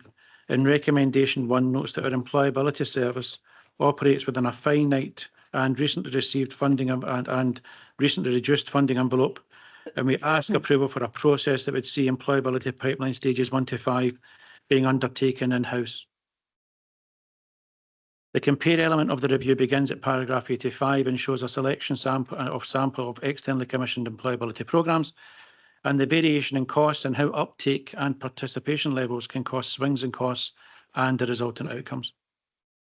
The review team recognised that externally commissioned services have an important part to play in the Council's plan for employability and how, given the mixed economy of external service commissioning that has taken place previously, this had led to the same pipeline stage support being provided both internally and externally. And so Recommendation 2 at paragraph 88 asks you to approve that externally commissioned services are only undertaken for specialist provision or when internal capacity is unable to undertake the work, or where there are specific skills or bespoke requirements that are needed. This recommendation, along with Recommendation 1, provides an operational clarity to employability services with clearly defined roles, responsibilities and expectations. Paragraph 97 begins the compare element of the report and starts to lay out the proposed operational structure for the service. It notes that the review team proposed that the two main elements of employability services within the Council, currently provided by colleagues in economic growth and in education, are amalgamated to maximise funding, reduce costs and consolidate staff skills. The process to amalgamate and the options that were considered form part of an options appraisal that is attached at Appendix 4. In taking account of the appraisal, we recommend at paragraph 103 that the consolidated service should sit within education, which, among other things, will deliver an employability approach which is clearly linked to the skills and learning model within that service. The following paragraphs in this section detail the number of staff, the staffing costs, and also notes the revised staffing structure that's been designed by the Head of Economic Growth and the Deputy Head of Education, Equity, Inclusion and Employability. The new structure is summarised at paragraph 108, and Recommendations 4 and 5 asks you to approve this new structure. And while we recognise that employability funding from the UK and Scottish Government will remain annual and non-recurring in its basis, we ask you that the structure be established on a permanent basis with permanent contracts given to staff to ensure service stability, retain skills and knowledge, and provides job security to the members of the service. The consolidation of the roles into the new structure has provided opportunities to lower staff costs, and the report asks you to retain that financial benefit, and for this to be used to support further employability and jobs and training initiatives. In all of this, we note that business support plays an important role in supporting the business community and in job creation. And so it would be important that the new consolidated service maintains links to business support to maximise opportunities for job creation and community wealth building through the use of employability funding and resources. Paragraph 116 begins a section on strategic oversight, which is an important area given the prominence that you place on employability, apprenticeships, skills and training, and the Economy and Skills Delivery Plan that we and our community partners deliver. In this section, we recommend the appointment of an independent chair of the Local Employability Partnership to bring a different perspective and a renewed focus on delivering the aims and expectations of Council and our community planning partners. We also seek approval for wider performance monitoring and reporting against our strategic priorities to be undertaken by colleagues in corporate support, again providing clarity and consistency to outcome performance reporting arrangements. Members, the review has been complex, it's been detailed, and it's required a significant amount of time and dedication. And I would like to thank the members of the review team for supporting me in carrying out the review, and also to colleagues across the council and in economic growth and education in particular for their advice, input and help. Chair Provost, the recommendations at paragraph 2 on page 126 are for approval, noting the final point in the recommendation which advises that if the report is approved, then this will release an additional £1 million on a recurring basis to support the Council's £4.5 million of previously approved funding for jobs and training. Thank you. Thank you, Joe. And I will open it up to the floor for questions. Councillor Linton. Thanks again, Provost. And thank you, Joe, for another really strong report. I see that this is the last of the reviews to come before us, and they have all identified areas of change and have made our services much more streamlined. For me, I see with this review that you have lowered staff costs, put staff contracts on a permanent basis, and it will also add another, as you mentioned at the end there, £1 million recurring to the already £4.5 million we've set aside for apprenticeships. How are the implementation arrangements progressing so that we can see the full benefits of this review? You Provost. So it's important to note that when you do a review of this scale, it does cause some quite anxious moments for staff within that process. So through those engagement events we've had, and with recognising that although my team and I led the review, we're not experts in employability, so the head of economic growth and the deputy head of education designing that new structure, and that's been in place. It's been communicated with staff. Contract extensions, which staff have lived with for many, many years, temporary basis for 5, 10, 15 years, that has been corrected. We've extended those bases to September to allow the bedding in of the new structure, the appointment of the grade 14 who will lead the service, and thereafter we can populate that structure. So it's really important that that process takes place so that we don't have a blip or a lull where employability support in this council doesn't happen. So that's important. We are grateful to colleagues and people in culture now for taking that support from us and for leading that process, and we look forward to the team being in place in the coming months. Thanks, Joe. Is that okay? Yeah. Thank you. Councillor Linda Maven. Thanks, Provost. Joe, can I ask just a wee question about the staff costs on table 7, paragraph 108? I see there's been quite a substantial drop in the G6 grade.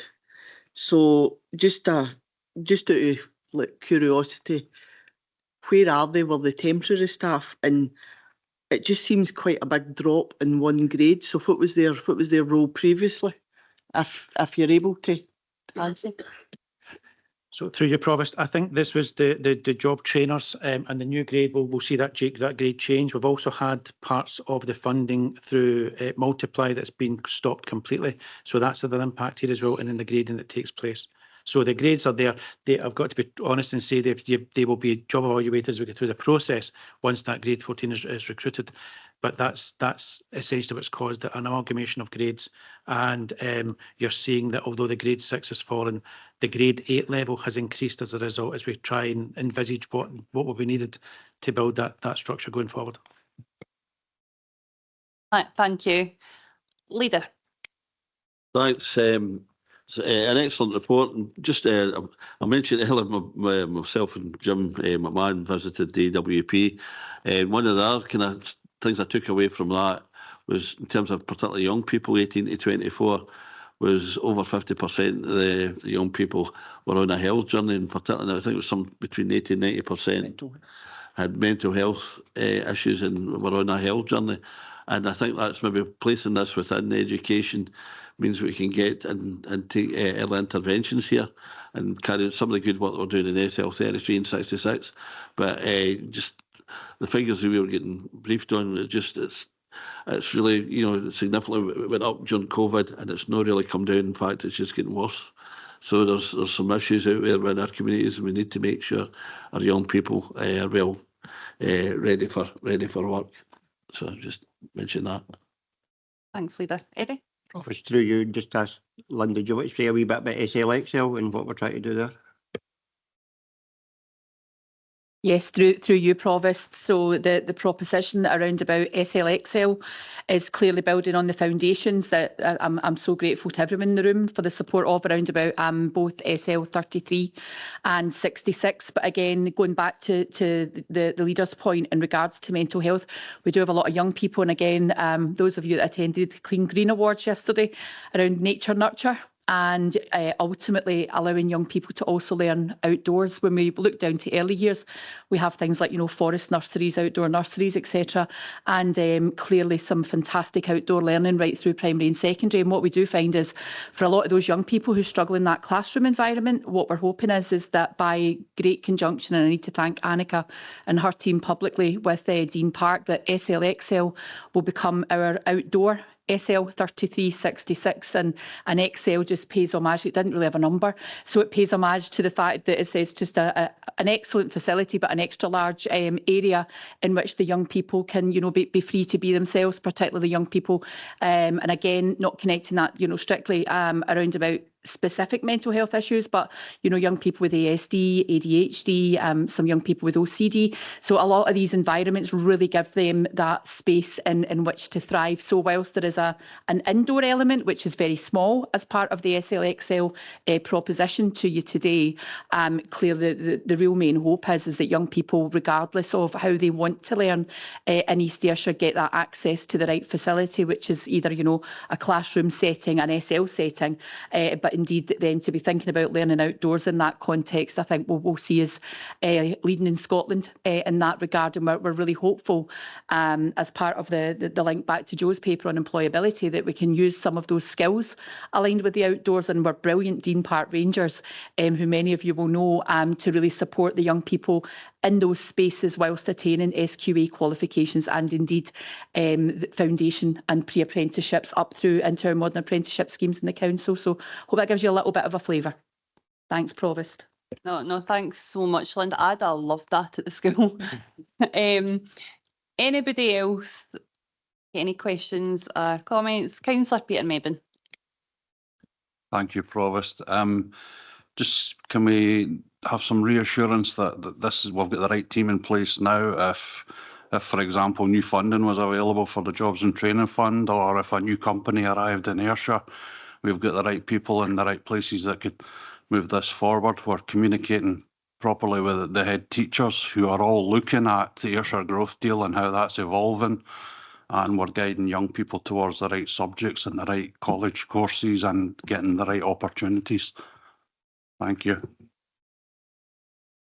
Through you, Provost, and Councillor Mabin, again, excellent points raised. So to take the school part first, perhaps, our head teachers have been at the forefront. We hosted the Pan Ayrshire conference on the Ayrshire Growth Deal just recently and brought down speakers from Aberdeenshire to speak to our head teachers about particularly foundation apprenticeships in terms of work readiness, but also the continuing evolution of curricular development in the schools. So many of our schools now have PEO, which is Performing Engineering Operations, so things that we wouldn't recognise from previous school days. So ultimately, we've really been in that space with both primary and secondary head teachers, because again, we need the young people to know about these careers, digital healthcare, working yesterday on the food and drink apprenticeship, which is a direct link through to the AGD. So from a school's perspective, they're absolutely in the right place in terms of all of that, and we've really been trying to work, and I know Eddie's referenced this at length, across the Ayrshires to think about how we can use resources. So in regards to the jobs and training piece, clearly around about the employability part, it's always a space in which education has had a keen interest and have acted in that space for a number of years. But ultimately, I'm really heavily going to be working alongside David McDowell and the team around about economic growth to make sure that that pathway is always open, because if it's not, we're in significant difficulty in making sure that what's been delivered to the young people as a pathway is actually going to get through and be enacted in every single classroom across East Ayrshire. So you have my reassurance in the space, Councillor Mabin. Thank you, Provost. Oh, thank you. Brilliant. Yep. Thank you. Anybody else got any questions or online? No. All right. Are we happy to approve all the recommendations? Thank you. Members, it's a bit warm here. It's a lot of information. What about we take another agenda item and maybe have a break for lunch, maybe? Is that cool? Yeah. Right, we'll just let Joe carry on then in his next report, which is the East Ayrshire Strategic Plan, Early Intervention and Prevention Fund. And I'll pass to Joe McLaughlin to introduce the paper. Thanks, Joe. Thank you, Provost. This report provides details of all of the early intervention and prevention initiatives that you set and approved, and shows how each is linked to our strategic plan and to those 6 priorities that you set as a council in 2022. Each initiative works to deliver enhanced and positive outcomes against each of the priorities, and at the same time seeks to reduce demand, costs and future pressures by adopting an early intervention and prevention model where costs and burdens experienced today lessen over time. It's an approach that's wedded to Christie and to risk and reward, and to the ultimate goal of unlocking and reallocating funds across partners and organisations as the initiatives deliver and the expected outcomes are achieved. The report also seeks approval for investment, as you just heard, for a further initiative which aims to support young people by providing opportunities for outdoor learning and skills development, as well as undertaking approval for external validation and assessment. The background starts at paragraph 3 in the 6 paragraphs that follow wrap context around the plan that you have for the use of the £40 million 10-year fund that was established in February 2024. The 4 pillars of Christie are evident here and are a common theme through all of the initiatives that you've approved to date. The drivers for each initiative are clear: rising costs, increasing demand, an East Ayrshire population that's falling relative to the rest of Scotland and where specific age groups are falling at an even faster rate, tackling poverty and inequality and child poverty in particular, addressing health inequalities and life expectancy and healthy life expectancy, depopulation, homelessness, addiction, and growing the East Ayrshire economy. And the report provides details of the research and the actions that have been taken to deal with these issues, and how, as a forward-thinking, proactive council, you chose to set aside funding for the long term so that East Ayrshire Council can respond over a timeline that not only demonstrates your ongoing commitment, but also allows for meaningful evaluation to be undertaken so that we can continue these initiatives that are working and redirect or remove those where the outcomes are not as expected. The report shows that over £11 million has been spent or committed to date, with 4 initiatives approved in February 24 and a further 6 approved 4 months ago. 9 of those 10 are currently in operation. Members, throughout the report, you will see tables below each initiative that shows how each links to the strategic plan and to the priorities and evidence that will be used to evaluate the progression and the outcomes from each. As you would expect, further reports will be presented once the more recent initiatives progress and when meaningful measurement can be taken and outcomes assessed. However, the report does provide details on the outcomes and evaluation of the half-price school meals initiative, where an extension was approved in February 24, and where in a few days' time we'll see the end of the 2-year pilot before it expands to become free school meals for all primary pupils and half-price school meals for our young people in high schools. Paragraph 71 sets out the social and health impacts of providing access to affordable meals, and where we have this research, we also know from our own data that the initiative in the pilot has been very successful. The charts at paragraph 77 show the annual uptake of school meals across the primary and secondary estate, and it is the secondary estate where we have seen a significant change in behaviours, with the uptake increasing from 40% in 2023 to 65% in 2024-25. And there's also a sizable increase in primary, where the uptake in paid meals rose from 33% to just under 48%. And where in the last 2 years, parents and carers could send their children to school with £1.08 to buy their meals, charging families around a quarter of the actual cost it took to produce the meal.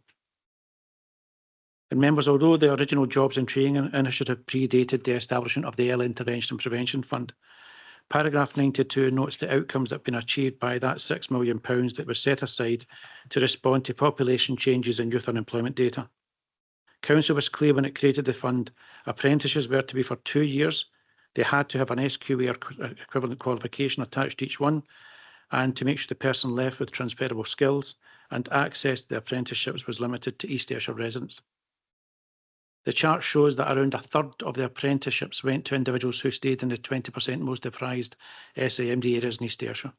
And overall, more than half went to people who lived in the second lowest SIMD data zones. A third of those apprenticeships have found jobs in the council. Further 7% have found employment in businesses using the skills that the Jobs and Training Initiative gave them, and 40% are still going through their apprenticeships. Member statistics, words and graphs tend to tell us a basic one-dimensional story, but paragraph 94 provides quotes from some of our apprenticeships who describe the difference that your initiatives have made to them and to their life chances. Paragraph 126 gives details of a further initiative, as you just heard, for your approval today, and describes that while the majority of young people thrive in schools, there are some who struggle to engage in mainstream education. And while currently individual schools are attempting to support a number of children who are either not engaging or not attending, the cost associated with support means that a greater staffing resource is also needed. If these children could be educated in a structured group setting, this would reduce the need for schools to provide the support at home or out with the school environment. Members, as we've touched on, you know the work that SL 33 and SL 66 does to support young people who find traditional school settings a challenge or a daunting place, and the success that our skills and learning places have in sustaining young people, engaging them in learning and developing their skills in an innovative way.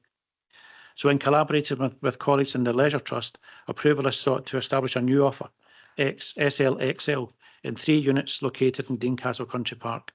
The location provides learners with a chance to experience curriculum for excellence through progression learning delivered in a combination of indoor and outdoor settings. The report gives an insight into the costs of maintaining young people in schools out with East Ayrshire and gives an example of the costs for a current group of young people who are supported out with placement. The cost is around £900,000, and how the XL proposal can provide an offer that meets the needs of young people, keeps the support and the young person at home in East Ayrshire, and can operate at a significantly lower cost. It's an option that aligns to the early intervention and prevention model, and approval is sought to provide £289,000 from the fund to support a 3-year offer and establish SLXL. Members, when the report to create the 10-year Early Intervention and Prevention Fund was presented to you, we spoke about using the windfall cash in a different way from other councils and to respond to the challenges we face in a way that required boldness and courage, because while we believe that the initiatives would deliver successful outcomes, it is not until each one is assessed and evaluated that we learn what has been delivered. It is why the report also notes the engagement with external partners that will take place to independently assess the outcomes of the current initiatives and the ones in play, and provide you with special advice and guidance on our current initiatives. Provost, as you would imagine, many hands are involved in delivering these initiatives, and I stand before you proud to present this report on behalf of them and of the work you've done. Brilliant, Joe. Thank you. Leader. Thanks. I just think it's an excellent report, and I think, no more so in the testimonies in paragraph 94 and some of the ones that we've heard ourselves from young people that are enjoying apprenticeships and training opportunities and how it's transformed lives. Now, I'll never forget at the opening of SL 33 or SL 66, how one of the parents, you brought my daughter back. I mean, the impact of that just, was quite incredible that we're able to make that effective to families' lives. Joe, you mentioned there's many kind of hands on this, and just one of the things I've kind of maybe had chats about this before in terms of funding, and just maybe I know that some of the funding that we're getting central from both governments has been reduced in terms of employability, and I wonder, just as we're putting some of our money on the table here, but we know out there's quite a wide range of funding available from other sources, and I wonder if we previously had a funding officer, and I'm just wondering now's the time to maybe consider reintroducing that, just to see if we're leading more and more in the third sector and voluntary groups, somebody to support these people and help through the whole process, and maybe use this money to draw down money for other sources, and we can maybe investigate where we could look to employ a funding officer to try and coordinate this and get some more money down from elsewhere, and primarily to support other organisations in this area. I think that would be worthwhile exercise if we could maybe look at doing that in the kind of short term. To you, Provost, it's the timing's everything. I think this morning colleagues and I were thinking about this report, the cost that the council incur, but also how it aligns very closely to some of the tranches of funding that UK government and Scottish government give for other things, and how, if we were to align that better, we could get access to that. But I think in a wider context, that idea of an individual to support not just the council but external organisations and external funding is a good idea, given that it's about recognising the cost that you've set aside, how that's £11 million has been committed of that. But at the same time, and picking up on Deputy Leader's comments earlier about the improvement in poverty statistics on the report produced by Loughborough University, there'll be a consequential impact of that. And I think some of that consequential impact will be favourable and some will be unfavourable. And so having a post like that would be beneficial to try and support organisations that could be impacted by either a movement in funding going forward or the like. Okay. Yeah. Oh, and you know McKenna, that's exciting. I've got a few people who speak. Councillor Linton. Thanks again, Provost, and I fully support the leader's suggestion that we look, as you say, a new Neil McKenna is badly needed. So I think that should be a priority. Joe, I'm glad to see that we have committed over 11 million to help support free school meals in our primaries and half price in the secondary schools. And you were right to point out the graphs on page 196, paragraph 77, 78. It's really very encouraging to see the trajectories of these. It's great work. Also, we're providing just, the other things we're doing with this £11 million, awarding £75 to parents of 3 and 4 year olds, and I think significantly providing speech and language to our early years so that these kids that need the help are coming into primary one, on a much stronger position than they would be if that support wasn't there. That's really encouraging. I also noticed that we have another 7.5 million set aside for new apprenticeships for, as you say, East Ayrshire residents, and a whole lot more. The evaluation process has seen the initiatives that will be important, and we have agreed to progress things that work and also significantly to look at things that aren't working and just admit we haven't quite got that right and review that. And I think that's important as well. I look forward, as you said, to the external advisors coming in to review what we are doing and that we get the best possible advice on how we as a council in East Ayrshire can work to help reduce demand and to help those who need our help most. Thank you, Joe. And through you, Provost, I think you're absolutely right. I think there's some, like school meals, we can do that 1 or 2 year pilot and we can assess it. It's quite immediate. I think speech and language, you're beginning to test a negative, which will be a challenge. And Chief Exec mentions it frequently at meetings and at CMTs, like about how this report and how this initiative is planting acorns that some of us, it will take many, many years to see the benefits of, but it's absolutely the right thing to do. And that external evaluation, are we getting it right? I mentioned, being bold and courageous. That's from elected members, but also from officers to say, some of these things, we don't know if it's going to work, but let's have a go and see if it can make a difference. That's a bit different too. So that external validation of what we're asking you to do is right. No, thank you. And it's such a good point. I mean, thinking about our prison population and short-term imprisonment and the amount of the diagnostic criteria for speech and language issues or neurodivergencies is so anything you do to help curb that, absolutely. Councillor Douglas. Thank you, Provost, and I absolutely welcome this report. And I'm glad that we have managed to be united as a council around the key themes here. Of course, I'm absolutely delighted to see the school meal uptake, and I think you're right that we will, going forward, hopefully this will improve year on year. It's a dramatic increase, and that's really to be welcomed. SLXL I think it's going to be really exciting. A bit like Claire, I would have loved that. A bit like the Provost, sorry, I would have loved that at school. And I think it is fantastic opportunity going forward. In terms of apprenticeships, you know, we have an ageing workforce. We know we're suffering from depopulation, particularly in the south. And the only way we'll be able to try and stem some of that is by keeping people locally. And if we can keep them here on well-paid jobs, they'll look to invest their futures in East Ayrshire. Not just born and bred here, but they want to stay here and bring up their families here. And we know that that is vitally important. So I just want to say thanks to everybody involved. Yes, there are some brave and bold decisions here, and we need to be, you know, ready for the future. And you're right, you know, reflect when things go wrong. But I absolutely want to support this paper, and I'm glad that we can see this coming forward. And we need to think strategically, and that's absolutely what's happening here. What we get right, we take it forward, we improve it. What we get wrong, what we need to tweak, absolutely let's do it. And we're flexible enough to do that. And I think everybody in the room, officers and members alike, are big enough and ugly enough to be able to accept that. You know, if things go wrong or things aren't quite right, let's do it, what we need to do to change it. Thanks. Great, thanks so much, Councillor Douglas. Absolutely. Councillor Graham-Boyd. Thanks, Provost, and thanks, Joe, too. Just a couple of practical points. First point, early intervention. How do we actually measure it?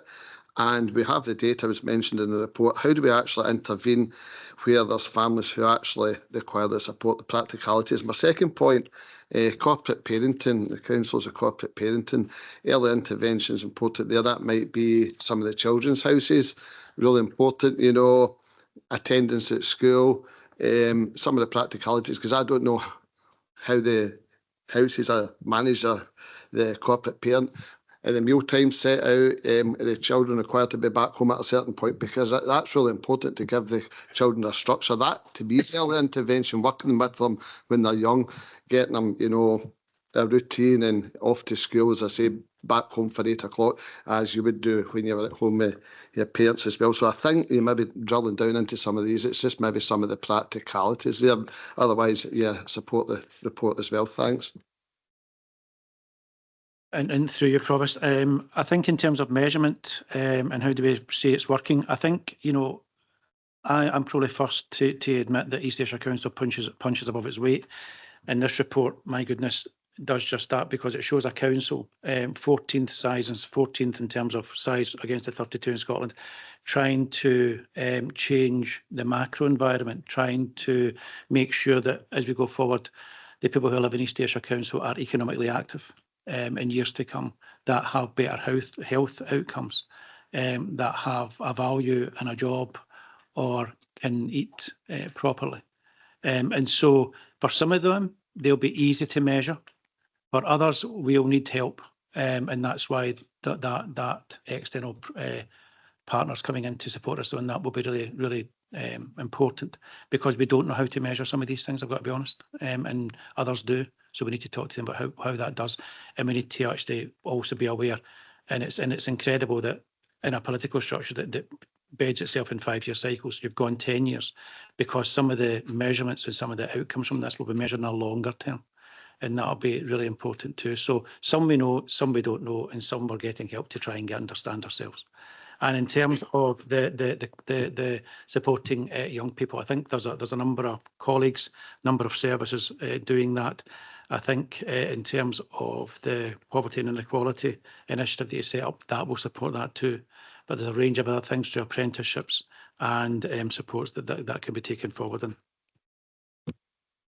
Thanks, Joe. Eddie? Thanks, and Councillor Boyd just specifically mentioned care experienced young people.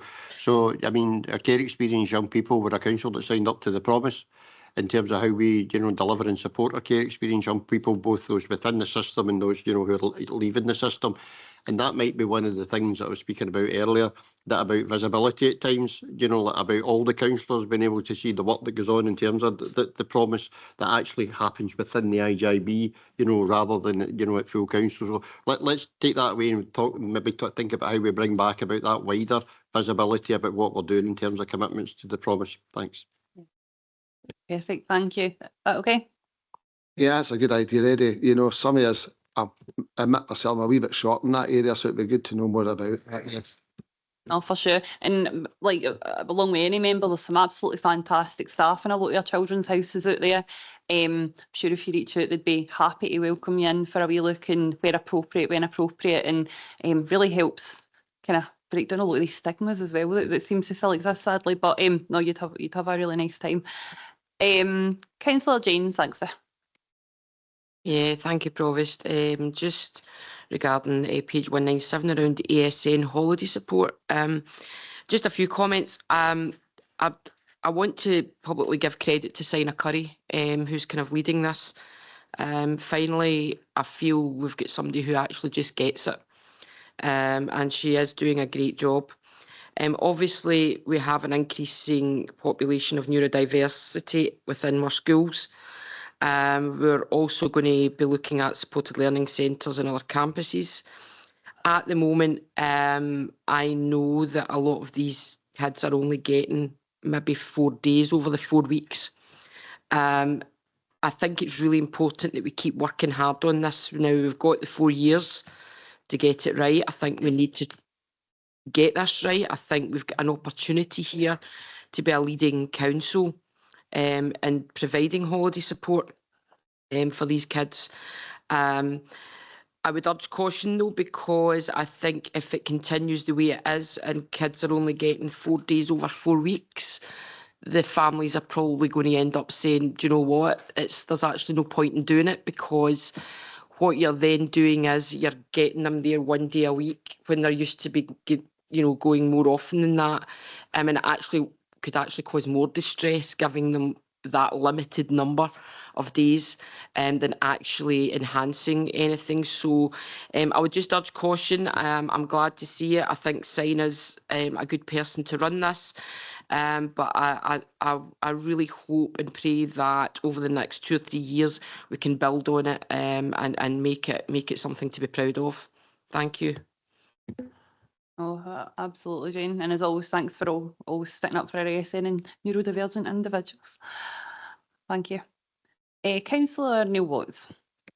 Thank you, Provost. Thank you, Joe, for this excellent report. I think everything that we have done in the last few years, cross-party collaboration with these excellent initiatives that really help us to get a feel and a grip of poverty and deprivation, and honestly, anything as a council that we can do to help with poverty and deprivation is obviously welcomed. So early intervention is always important. The increase in uptake in school meals, very, very welcome indeed. And it's good to see. School meals were always introduced to ensure that our children at least got one decent meal a day. So the fact that we are helping with that and that's increasing is good. The only thing I would say to add on to that, and I'm sure that the head of education would agree, is that we could probably improve school puddings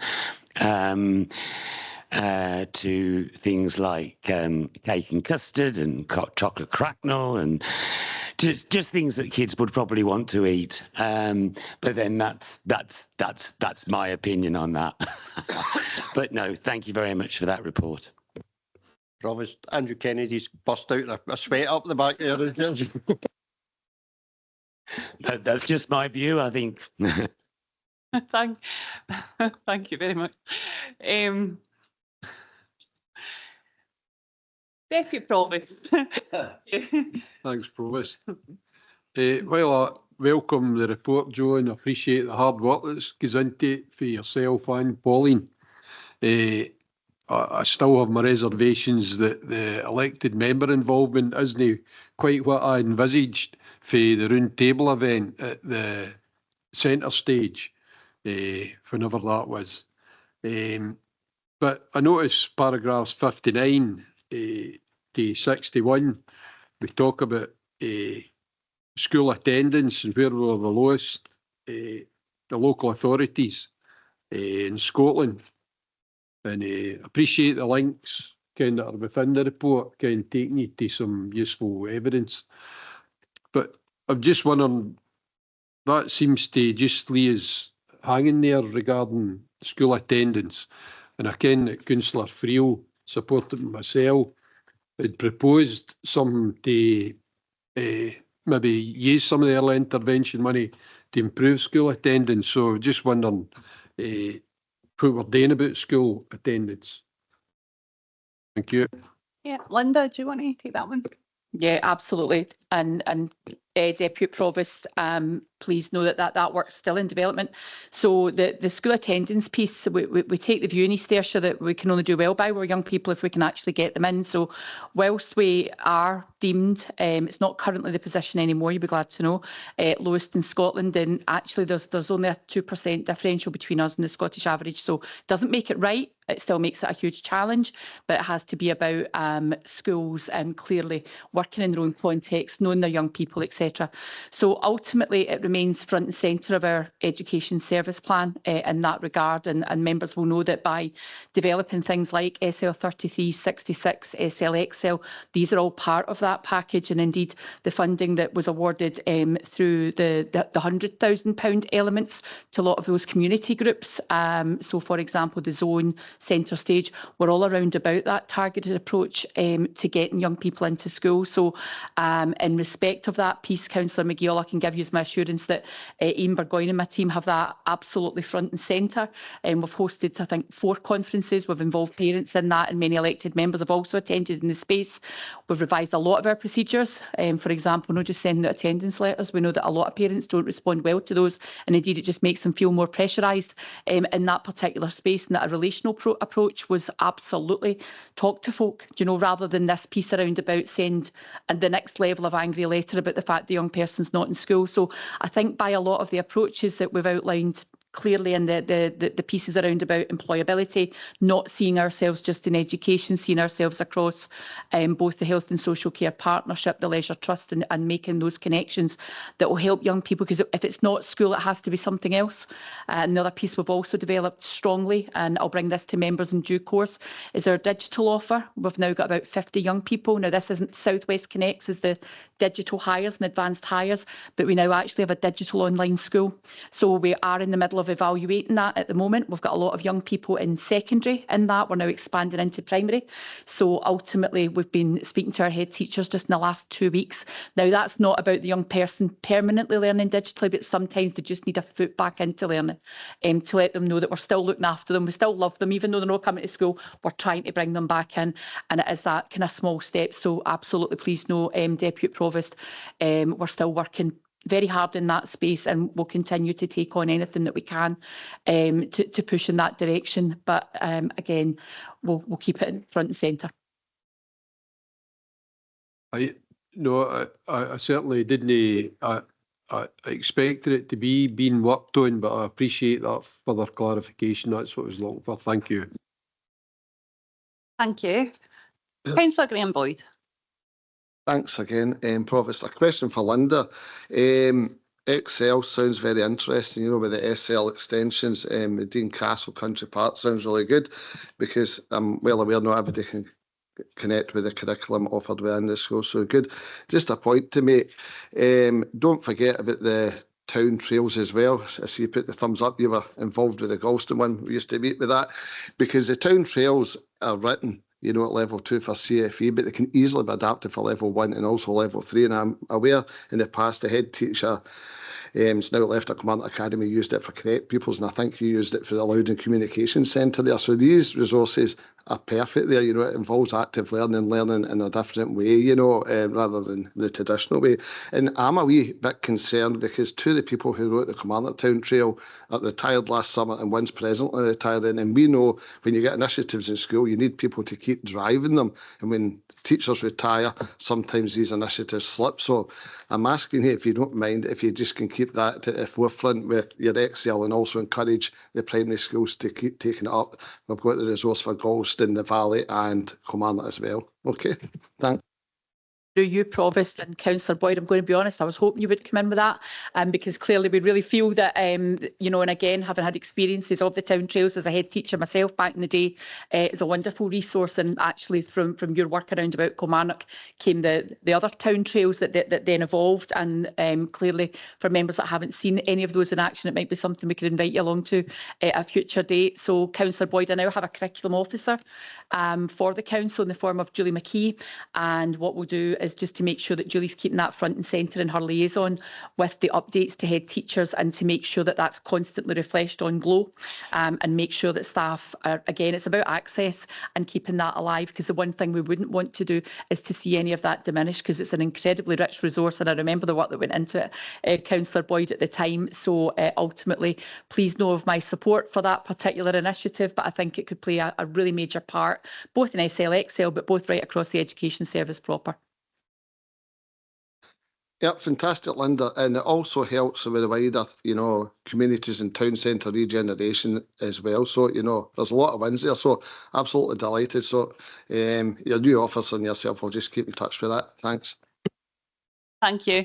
Right, I've got one more member indicating their wish to speak, and then we'll take a break. Councillor Cowan. Thank you, Provost. I'd like to pick up the 2 points that have just been made by Councillor Boyd and Deputy Provost Councillor McGee. There has been a lot of work, as Linda explained, in the background on school attendance, and I appreciate that's maybe not been visible to everyone.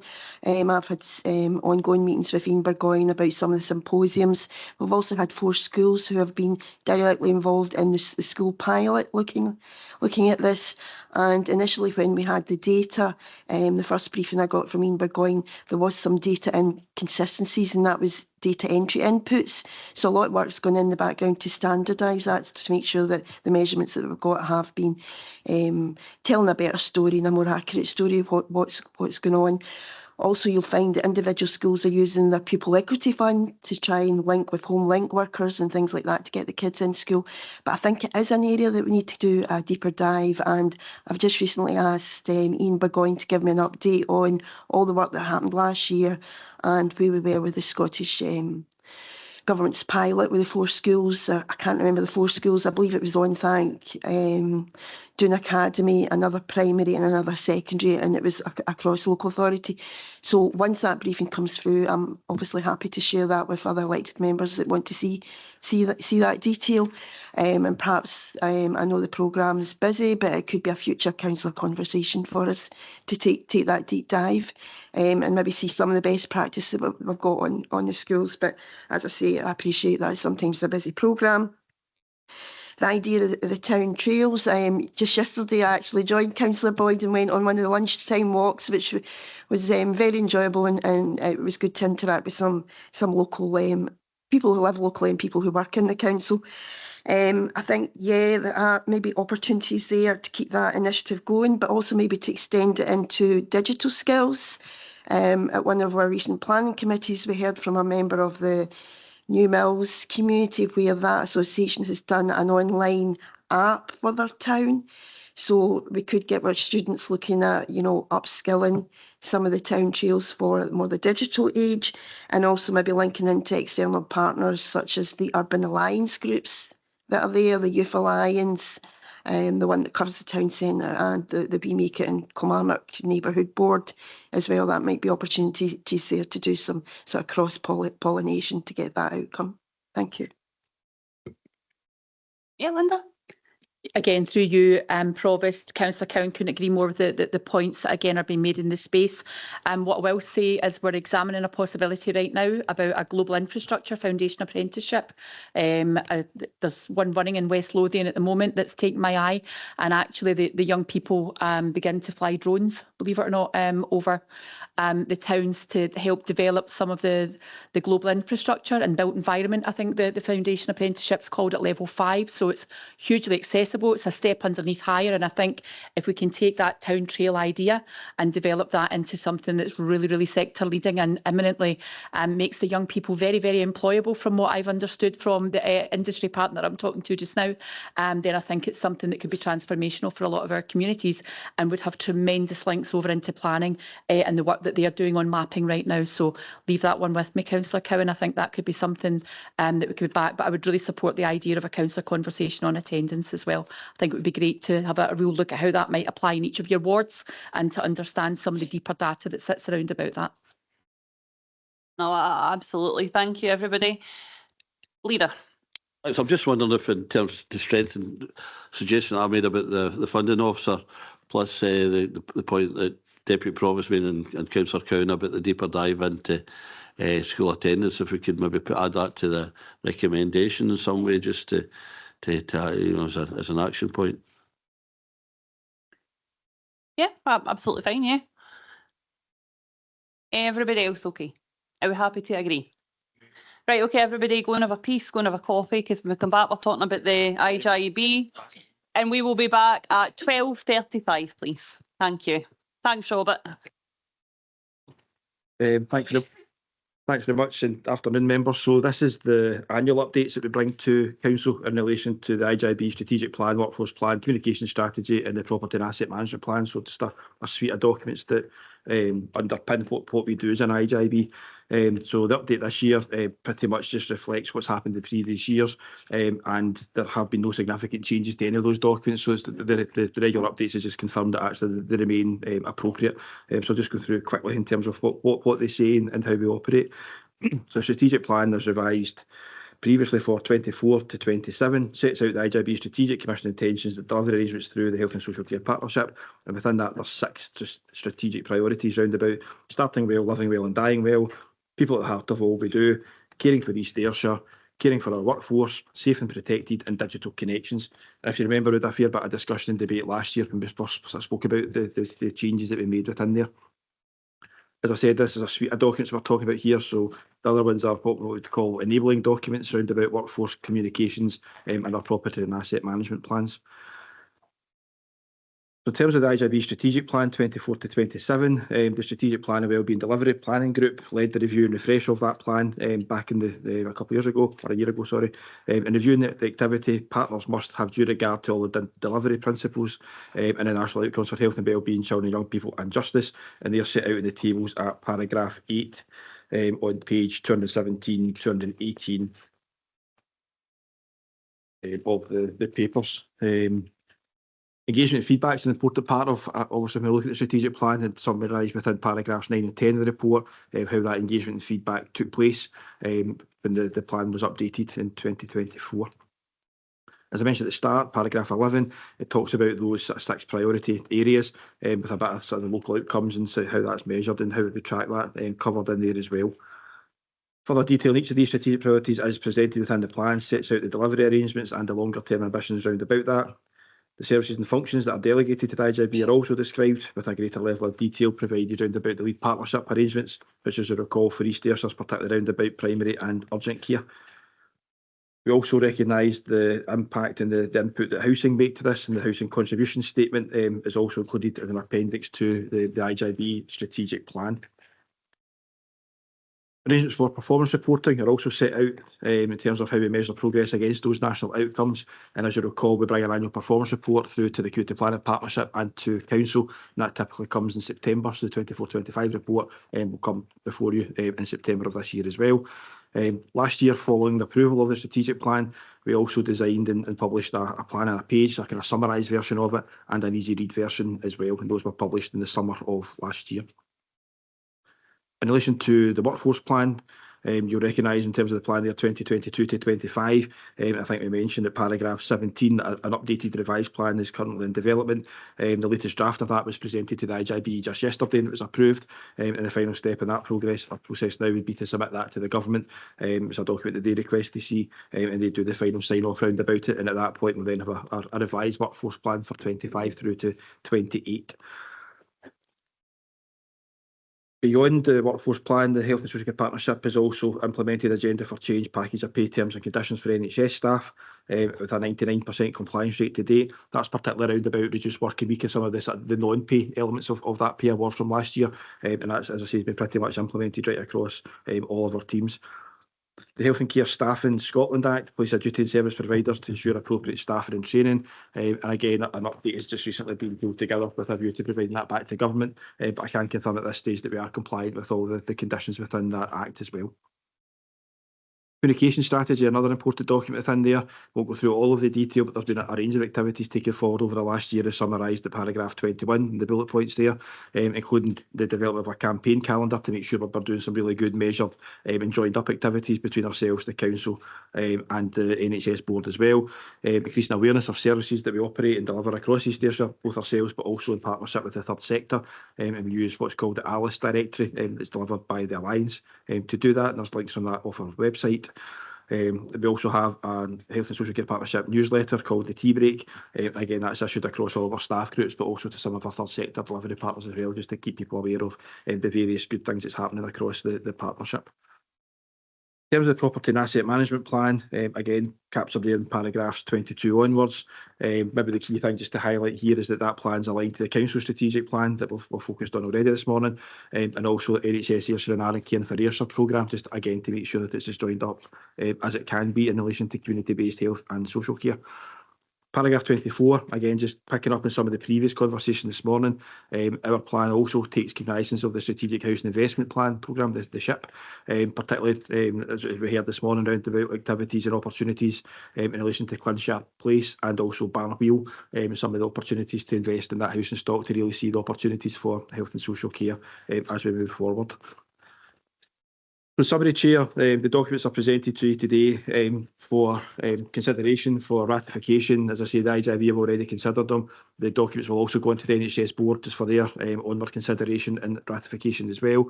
The one point just to make in here is in relation to the financial challenges that again has been referred to many times this morning and over the last number of months.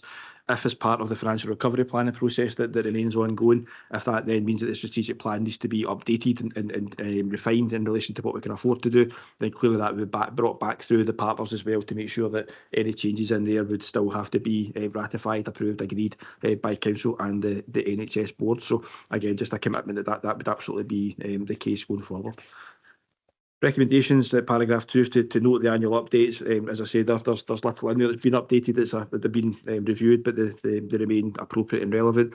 To endorse the strategic priorities outlined, note it was approved, the report was approved by the IJB back in March, and the directions will now be issued to the council, the health board, in line with what it says within the strategic plan and in line with the budget, and otherwise to note the contents of the report. But happy to take any questions. Thanks very much for that, Craig. I'll open it to the floor. Has anybody got any questions? Councillor Todd. Thank you very much, Provost. Craig, just with the assets and things, it's happened, unfortunately, it's happened to us in the past where partners or providers, private sector, have folded and we've had to take up and unfortunately rehome some residents. Where are we with that? Do you have regular meetings with these boards, make sure everything's okay, just to give us some comfort that we'll not get shocks like that? Can't guarantee you won't get shocks like that, but we do have good relationships with all. So in relation to the care home sector, I think is what you're referring to. We've got really good relationships with all the care homes across East Ayrshire. We meet regularly with them through the commissioning teams in terms of the direct relationship, just to make sure that those relationships are as strong as they can be.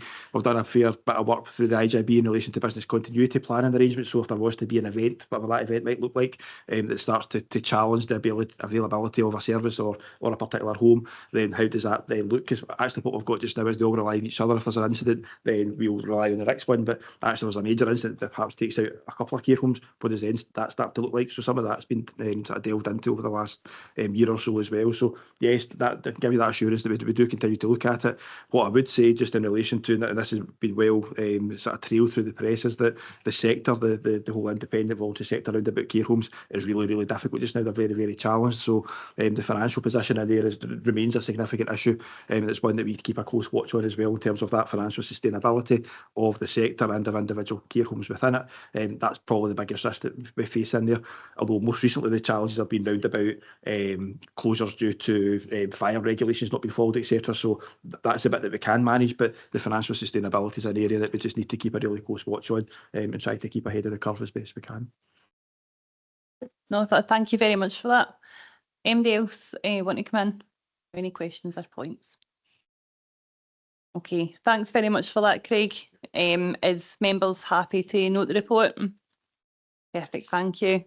Moving on to agenda item 14, which is the Ayrshire Roads Alliance Service Plan for 2025-26 and the performance report. And I'll bring in Barry McDonnell to speak us through the report. Thanks, Barry. Thanks, Provost. The purpose of this report is to present to Council the Ayrshire Roads Alliance Service Plan for 2025-26 and the ARA Performance Report for 2024-25. The first Ayrshire Roads Alliance Service Plan was approved by the Ayrshire Shared Joint Committee on the 23rd of May 2014, and as part of the service planning process it was agreed that the draft plan is approved by Joint Committee prior to submission to both East and South Ayrshire Councils. As such, I confirm the Joint Committee approved the service plan on Friday the 6th of June 2025. The service plan, which is included in Appendix 1, provides detail on the current operating position of the Ayrshire Roads Alliance and sets out the vision, aims and objectives for the 2025-26 financial year.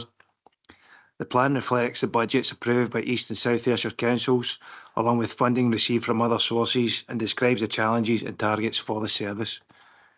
A range of performance data is used by the ARA to measure performance in accordance with statutory requirements, and it benchmarks its activities through APSI and SCOTS. And in addition to statutory indicators, the ARA has a number of other service performance targets. The relevant details are contained within the performance scorecard for 2024-25, which is included in Appendix 2. As detailed at paragraph 2, it is recommended that the Council notes the Ayrshire Roads Alliance Service Plan, notes that regular progress updates are provided to the Ayrshire Shared Service Joint Committee, notes the performance scorecard for 2024-25, and otherwise notes the contents of this report. Thanks, Chair. Thanks very much, Barry. And before I move on, can I just kindly ask members if you've got your mobile phone in the chamber just to have it on silent? I don't mind slight less buzzing, but maybe no pings if that's cool. Anybody get any questions or points for the Roads Alliance paper? Deputy Leader. Just a couple of comments, Barry. There's one that it's certainly the stats that just jump out at me on this, and as far as zebra crossings go, and South Ayrshire doesn't have any zebra crossings and we have 29. Why the discrepancy there in zebra crossing, just that particular type of safety crossing on roads? And I suppose the other thing is the bullet point number 1 in page 249, we'll look at that reduction in cost relative to the change into leads. I know we hadn't met that, the reduction in cost, we probably did meet it, probably still even be higher and double that cost just now. So we met the cost. I know that it's to reduce by more than 50%, we probably did that, but with inflation it's jumped back up. But if we'd been where we are, we'd still reduce that cost by 50%, I would imagine. Yeah, so in terms of zebra crossings, that's a new one to me. I think it's possible that there's been replacement programs put in place over the past few years to upgrade them, perhaps to pelicans, but that's something that we'll need to check for you. So through your Provost. So that would have been my point. If it was a safety issue, why did they do away with them, and why are we still using them, and why are we not looking at possibly to upgrade them as well? I think we assess each site on a site by site basis. So there's set criteria as to what type of crossing we put in at various sites. I'm surprised to hear that there's no zebra crossings in South Ayrshire. That's something I can certainly clarify for you and get back to you. Sure, thank you. Any other member want in? Councillor Graham Boyd. Thanks, Provost. Thanks, Barry, as well. Page 236, again, I see a reference to the Belfield interchange. Just having driven through it the weekend, it's getting worse. The middle, it's like a jungle now where the trees are. You can't see traffic beyond the next junction, dirt building up, and at the inner carriageways at the pavement. The markings are really poor. I know it's probably out with your sphere of influence. I just don't see it going anywhere. And I know I've asked this before. I don't understand for the life of me why this wasn't the number one priority in the Ayrshire growth deal. It should have been. This is before my time and a lot of councillors' time. Somebody must have made a decision not to put that in. To me, the Belfield interchange should have been the key priority, because everything coming into Ayrshire more or less goes through Belfield, and we're stuck with that horrific roundabout at the moment. It is horrific. If you're there early morning, 5 o'clock, even during the day, you know, cars are flying around and you're trying to get on for all the reasons I've mentioned. You know, where are we going with this? It really is a serious problem in terms of safety, and also trying to get inward investment, and by not doing anything about it in the Ayrshire growth deal, we're indirectly affecting other things on the growth deal, you know, with this roundabout. So I know it's not an easy one, but as I say, we really need to try and go somewhere with it, and why it wasn't a priority in the first place. You know, I've not really had an answer to that. Thanks. Yeah, through you, Barry, if it's okay, maybe bring in David. Not to put you in the spot. No, through you, Chair. I think I've actually answered this to council before, but background to this is, and it's been obviously in play for a number of years now, but the original proposals for Belfield were part of the initial proposals for the Ayrshire growth deal. What actually happened is that when was a transport programme, and that transport programme to look at the connectivity both for pedestrians and for road safety matters was considered, but the government's excluded that in favour of the Scottish Government's STPR2 programme. So that was then basically taken out the growth deal proposals, put into STPR2. And I think the previous header, Ayrshire Roads and Alliance, has highlighted that STPR2 was reviewed by government, but didn't include anything, and very little for Ayrshire, in fact. And from that perspective, we are then left in a position about how to deal with it. The asset itself is not one for the council. It's an asset is owned by Transport Scotland. That requires then Transport Scotland to look at funding. We had a detailed proposal between Economic Growth and Ayrshire Roads Alliance to take forward a levelling up programme, but that was not supported by the then UK government. So we are in a position where we do have a challenge. We are looking at other means. We have submitted just recently what we would term an AI growth zone proposal for the land within the local development plan, which sits just adjacent to the road infrastructure, on the basis that any developer coming in would be supported to take forward a development that would actually look to mitigate the issues that surround the road safety and the connectivity that lays with the Belfield interchange. So that's the kind of background through you, Provost. I'm happy to answer any questions, but it was in the growth deal. It then was taken out by the government. We were put down a route to take forward through STPR2, and we're left where we are presently with, and we have through the leader written to governments previously in this, and we continue to campaign and look at opportunities for investment in the area that will actually be a catalyst to look at upgrading the roundabout. Thanks, David. I think leaders maybe get some more information on that. Thanks, Provost, and thanks, David. Just to answer Councillor Boyd's point, the Belfield interchange continues to be, and has been for a number of years, our number one priority in terms of infrastructure. It's not for the want of trying for any member in this council from Dewsbury. I appreciate the cross-party support we've had on that through the years. I've written recently to the Transport Minister. We've lobbied Transport Scotland, and as we said, round about in terms of the AI stuff and some of the work we're doing in terms of land round about the Belfield interchange, we know what the potential benefits for East Ayrshire and the wider Ayrshire economy are absolutely huge. So we're absolutely no way underestimating, the ability of the improvement to the Belfield interchange to unlock so much economic potential right across the whole of Ayrshire and the wider. And we've been actually we've got an agreement from some of our neighbouring councils on this as well, because they can appreciate just how important it is for their economies too. So we'll not let up in this, and we'll continue to lobby where we can to push modernisation of the Belfield interchange as a number one priority for this council, and I can give everyone around here that assurance. Thanks, Leader. Is that okay, Councillor Boyd?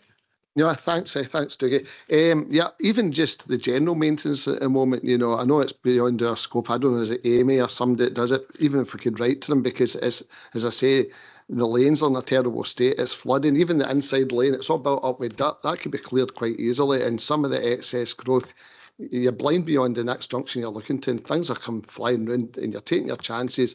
Now you mentioned the traffic coming south to go off the A77, you know, it tails back to Grashars at time. And I think Councillor Barton mentioned recently at a meeting, you know, these tailbacks and somebody else coming down at 50, 60 mile an hour, it's seriously dangerous, this road. It really is. Aye, no, absolutely. I don't think there's anybody in the council underestimates quite how much needs to be actioned there. Councillor David Richardson. Thanks, Provost. As somebody that's just back from a brilliant week's holiday in Southern Ireland, this is just an argument again for independence, because within the UK, Scotland's infrastructure is never going to be a priority. I mean, I've witnessed in the last week, A roads or N roads in Ireland, they have motorways as well. Now, I wasn't in the Dublin area, I was right down the south. So, you know, 200 kilometres for Dublin. So it was in the Cork area, the Ring of Kerry area. You just want to see the investment that's went in over there. It just is unbelievable when you're driving in the roads and you think what it's like back here. So the answer to this question is independence. But I've got one other thing. Having been a boy that was brought up in Belfield and kicked about short leys and what have you, that area of the town, the Belfield interchange is overloaded because every single car in that area of the town, and in the rest of Kilmarnock probably, that wants to head to the A77 in the morning to get to their work is heading for the Belfield interchange. Now in the south of the town, we've got the Ayr Road going out by Capering Golf Club that you can only head south. But yet go 10 miles down the road, there's been a brilliant, no bypass, an overpass built at Symington. Because for years and years and years, trying to get into the village of Symington was a death trap because cars were having to cross carriageways. There was a brilliant overfly built there which solved that problem. And if you could build a switch, see for the road that goes south in Gines, the A77 to head to Ayr, if you could build some kind of switch back there, probably it would have to be a flyover whereby the people in Shortleys and Belfield could head to the Belfield interchange, or they could have a second choice to head south and then switch back and head north to Glasgow. That would take a lot of pressure off the Belfield interchange. So there's more than one answer to this question. Thanks, Councillor. I don't doubt there's loads of options been looked at, and for sure. Deputy Leader. Thank you, Provost. And just for reassurance again, I met with Transport Scotland on the 19th of May, and I'll come by meeting with the Roads Alliance myself, and it was our concerns about safety on the A76, the wider A76, for right out through East Ayrshire, and assurances were given, although after our applications at SPTR2 being knocked back, they are now looking at the Belfield interchange, and I think Barry was at that meeting as well. So the assurances have been given. They are now looking at the Belfield interchange. So although it wasn't part of the growth deal and had been originally ruled out, then it is now back on the cards again. Music to a lot of areas, I'm sure. Councillor Claire Maitland. Thank you, Provost. Not to labour the point, the Belfield interchange, but I appreciate David's words. It's the displacement caused by it as well. We've seen into Crooked Home and into Campbell Street, and there's going to be lights put in there. What we need is some nice white leaves lights around the place. However, I would like to just point out a couple of things. You've won some awards here, and I think that should be recognised. The ARA's won a couple of awards, and it's good to see them in here. And the whole page of challenges, one of the ones that's probably most of interest to our constituents is possibly the electric charging. And for those of us who don't have driveways, or people who live in flats, or who are far away from pavements, so that's certainly one I look forward to being resolved. Thank you. Thanks, Councillor Maitland. Okay. Just to follow up on Councillor Boyd's point about the condition of the interchange, we do liaise with Transport Scotland on a regular basis, and we'll bring that up just in relation to getting the place tidied up and drainage, road markings, etc. dealt with. Yep, thank you. Okay, yep, thank you. Anybody else get any questions or points online? No. Okay, members, are we okay to note the report? Thank you. Moving on to agenda item 15, and this is the Kilmarnock Neighbourhood Board update. And I will bring in David McDowell to introduce the paper. Thanks, David. Thank you, Provost. The purpose of this report is to update Council on the revised arrangements for the £20 million allocation to Kilmarnock through the UK's long-term plan for towns, and to set out within the strategic context for regeneration of the town. The paper sets out the background to UK government funding Kilmarnock to receive £20 million in endowment-style fund to invest over 10 years. Members will recall the Council on the 29th of February 2024 confirming the board structure and following the Chief Executive's initial works to make arrangements to set up the board. Dr Fiona Mackenzie OBE was appointed as Chair of the Town Board at the inaugural meeting on the 27th of March 2024. So, excuse me. Following this, as part of the detailed public engagement, 17 public sessions were all held with a range of groups, which culminated in an all-day event, an engagement festival on the 29th of June 2024. Following the UK's Parliament election in July 2024, the Labour government refreshed the approach to the regeneration of this fund and amended the fund to the Plan for Neighbourhoods. A revised prospectus was issued in March 2025, setting out 3 strategic objectives of the programme. Those were namely thriving places, stronger communities and taking back control. And following the confirmation of the finalised board membership and place boundaries, the board awaits the release of the next tranche of capacity funding of £200,000 for this financial year. Capacity funding is for engagement, building the capacity of the board and development of the regeneration plan. This year's funding is not for early delivery of programme interventions. To allow further community engagement to inform the revised regeneration plan, the board agreed on the 10th of April 2025 that they wish to use up to £60,000 of this capacity funding to deliver a further Kilmarnock Fair Festival. This work was agreed by Cabinet on the 7th of May this year, and it will be delivered and coordinated through a negotiated contract with Centre Stage Communities Limited. To allow further community engagement to inform the regeneration plan, it is proposed that the Fair Festival is held on Saturday 28th of June between 1 o'clock and 9 p.m. in Kilmarnock's Howard Park, and delivers engagement with a background through live music stalls, a fun fair, food trucks and stalls. As part of the governance arrangements for this funding, it is managed through a partnership between the Neighbourhood Board, the Council and the local community, with the Council as the accountable body for the funds. The Council is also responsible for the compliance with legal responsibilities in relation to subsidy control, financial monitoring and procurement. On the 16th of June 2025, the UK have provided the regeneration plan guidance, which sets out the framework for the Kilmarnock Neighbourhood Board to develop and implement the plan. The guidance clarifies how regeneration funding will operate and how that funding is allocated and the associated criteria for that. It also looks at investment periods and the governance around those funding arrangements, along with the methodology for preparing, drafting and submitting the plan. The Council are currently working with the Board to develop the regeneration plan. Within the guidance, the regeneration plan will provide a 10-year vision, a 4-year investment plan, which outlines how the board will utilise the funding over the first 4 years.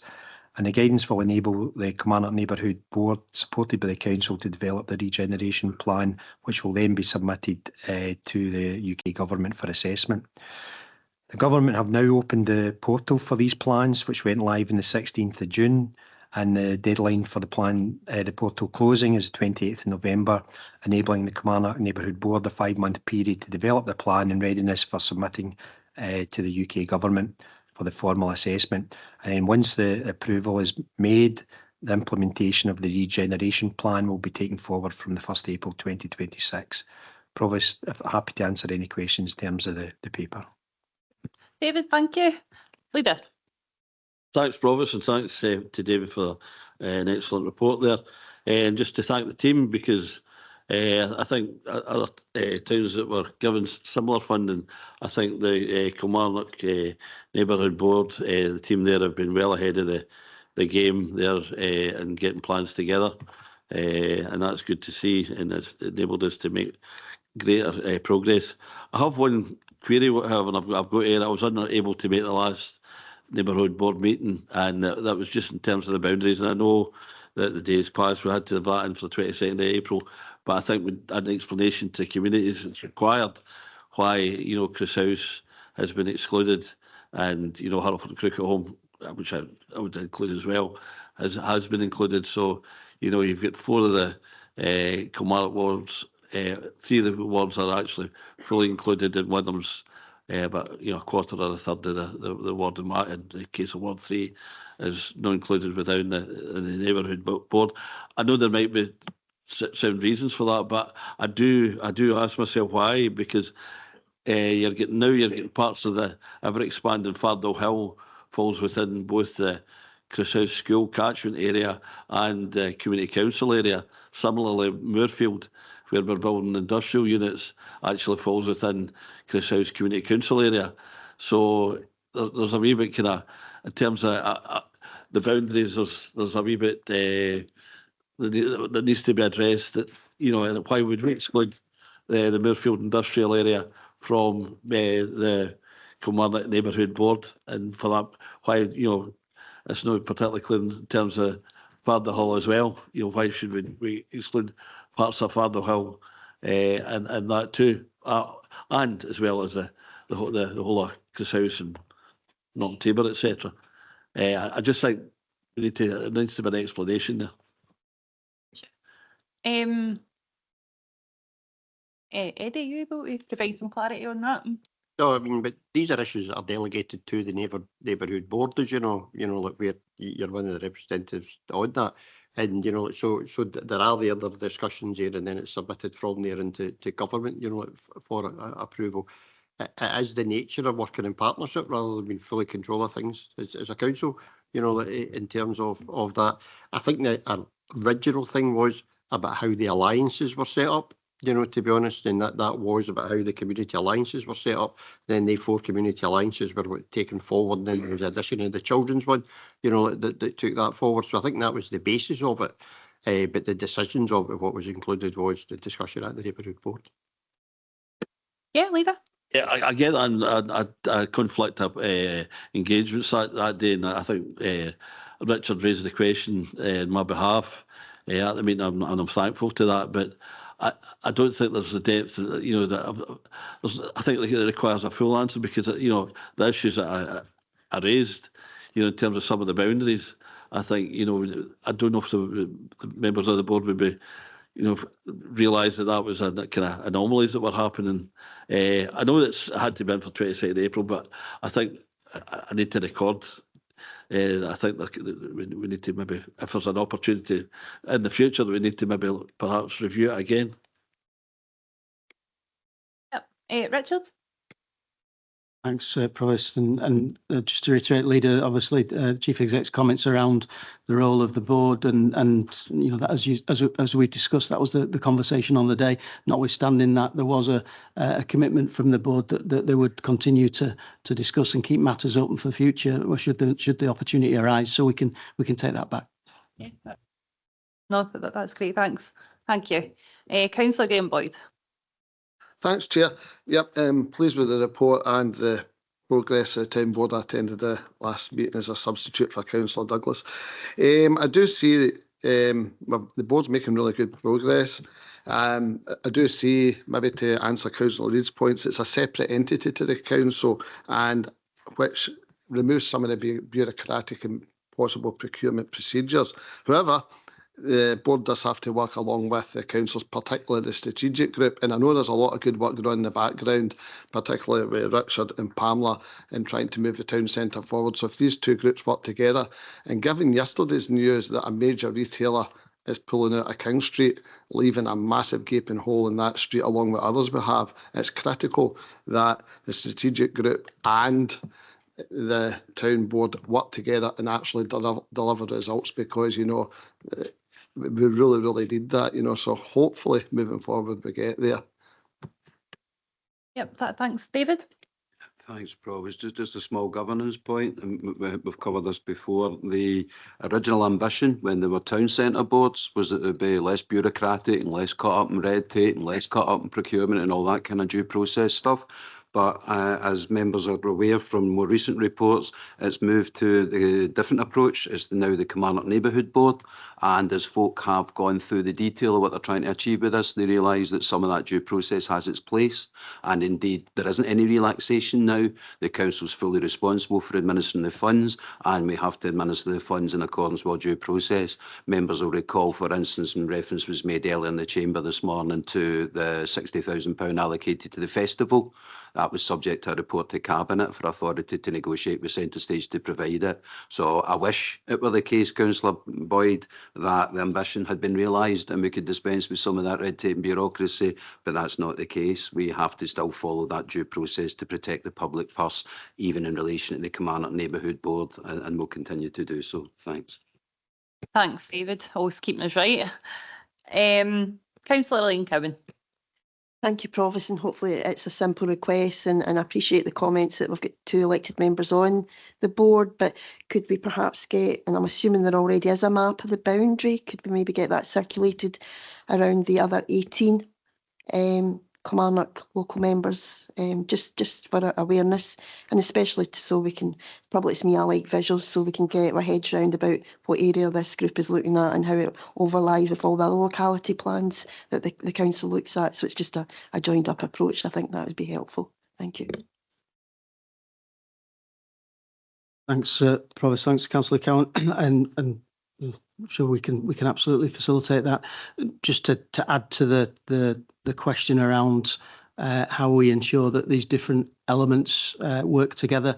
Members will have received an invite to, members of the 4 Kilmarnock wards received an invite to a joint session on the 1st of September with the Kilmarnock Strategic Group and the Neighbourhood Board and the 4 ward members, the 4 members of the 4 wards, and that's the purpose, to ensure that moving forward we work collaboratively together to make best use of the resources we've got and agree those strategic priorities and aims, as part of that town centre regeneration piece. So I look forward to that session with all key interested parties.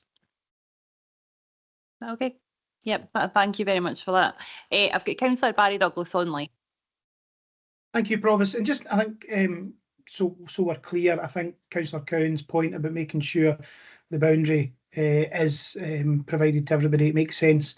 Certainly when you go online, you can see information about the boundaries. And actually, Fardale Hill, I know Council Leader has mentioned this, is in its entirety located within it, as is Moorfield. But that was the original plan, and I think it's maybe a fair point to get some further information regards that. Now, as I understand, and certainly advocated as you would expect, given I represent Ward 4, I did absolutely advocate for Hereford and Crooked Home to be included in that, and that is partly because the Alliance members there, people who have engaged from those communities, have been very much part of the Alliance process. So I think that is part of the reason why Hereford and Crooked Home absolutely and rightfully are included. In terms of Chris House, as I understand, and was information given by officers in the past at previous board meetings, and I can't confirm if Councillor Reid was there or not, I'm not sure, but that the answers given was it was about rural area funding that Chris House bizarrely can get that Hereford and Crooked Home couldn't. I find that odd, I have to say, but there was certainly seemed to be around funding that Chris House could access. Was a reason as to why it wasn't included, but yet Hereford and Crooked Home, very similar demographics and location to the town, couldn't couldn't get. And I don't know, perhaps officers can maybe give us some update on that, but I think, as the Deputy Chief Exec has said, the joint session will be useful. I think that makes sure people are clear what's happening. I think whilst the further engagement activity and over the weekend, and here's hoping for good weather, is a really good thing. The town board have made sure that they're ahead of the curve, where other towns sort of set back a bit in terms of making sure they were putting forward their proposals. This hasn't been the case here in Kilmarnock, and I'm glad to see we are at the forefront of that. We've had UK Government Minister here as well to showcase what we're doing. So it's vital that we make sure that money that's coming in from the UK Government, at 20 million, effectively becomes 40 million or more in terms of every pound it brings in will hopefully generate additional spending. That's really what it's got to be, additional income, to make sure that our town can thrive. And Councillor Boyd rightly raised the point about the strategic group. We need to make sure there is good collaboration between them. There is no point in us all working in silo, and hopefully that's not the case. So thank you, Provost. Yeah, no, thank you very much, and that's fair. I'll bring in Richard Graveson.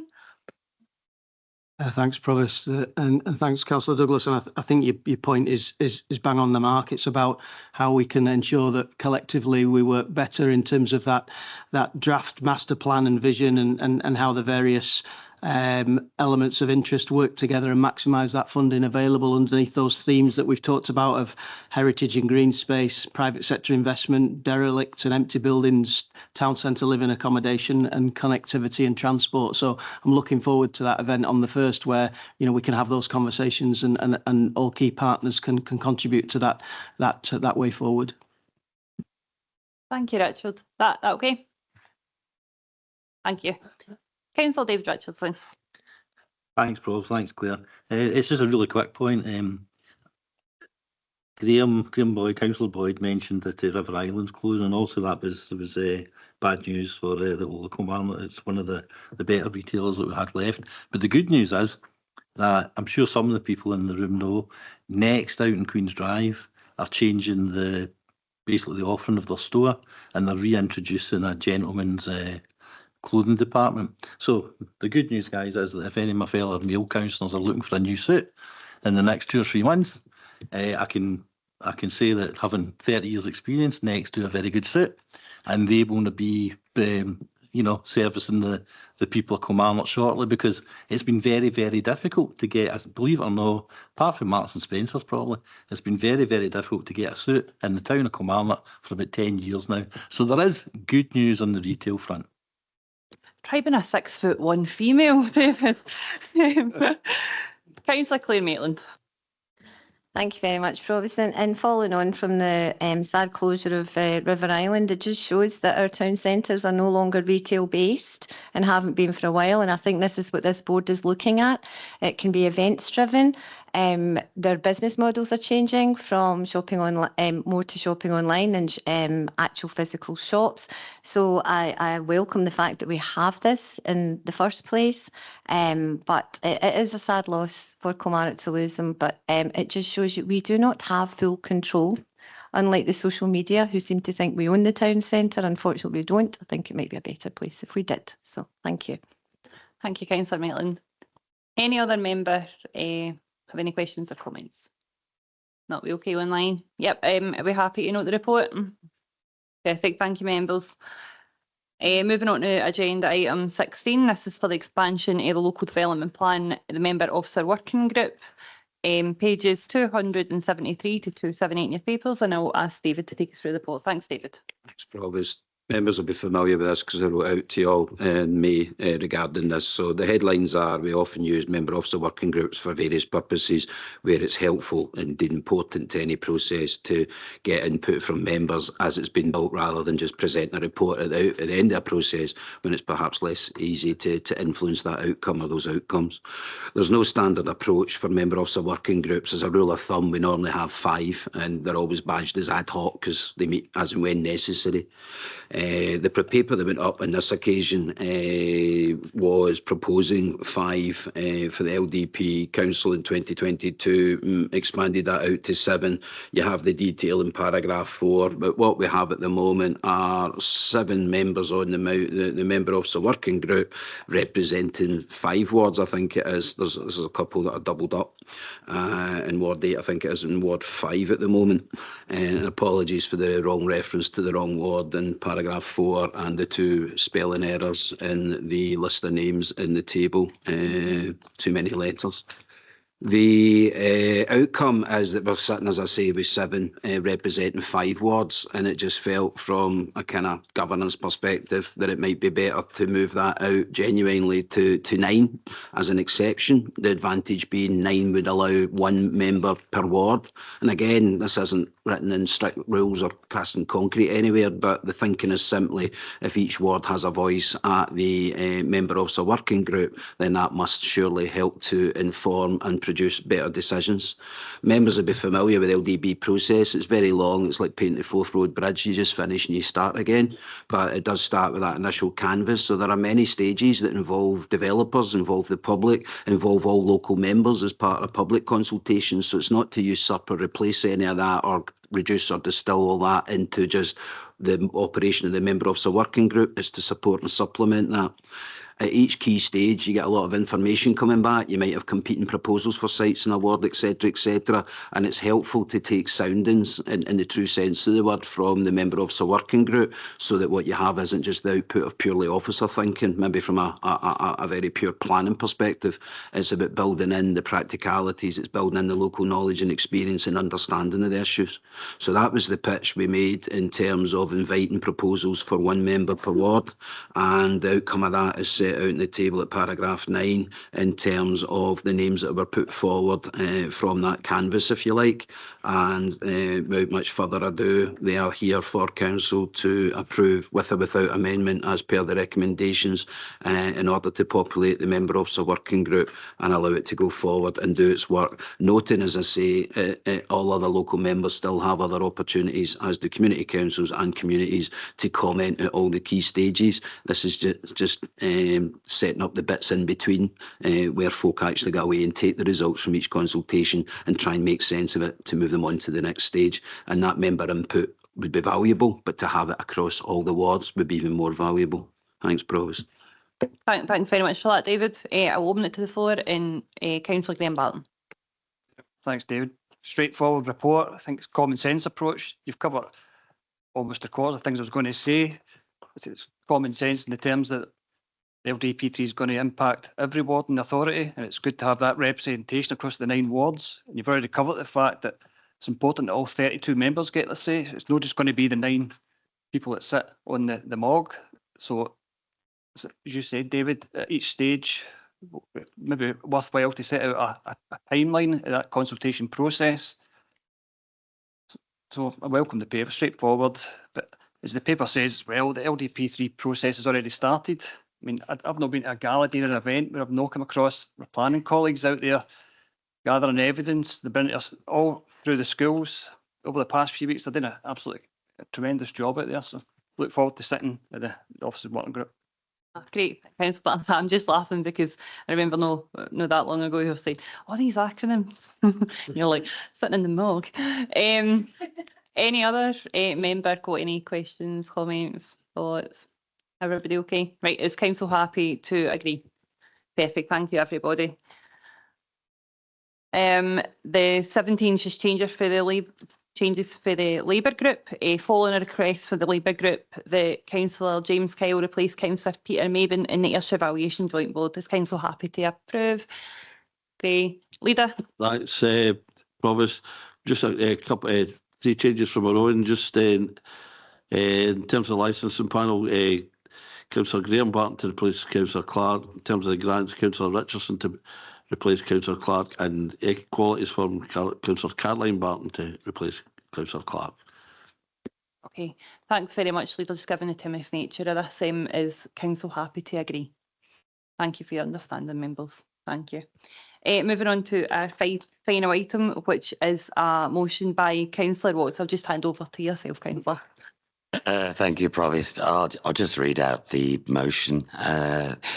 The East Ayrshire Conservative Group asks Council to start raising 3 flags on a daily basis, Monday to Friday. These being the Union flag, the flag of the United Kingdom, the St Andrews flag, the Scottish Saltire, and the East Ayrshire Council's motif at London Road headquarters. We believe that these should be raised on a daily basis other than on a specific flag raising occasion.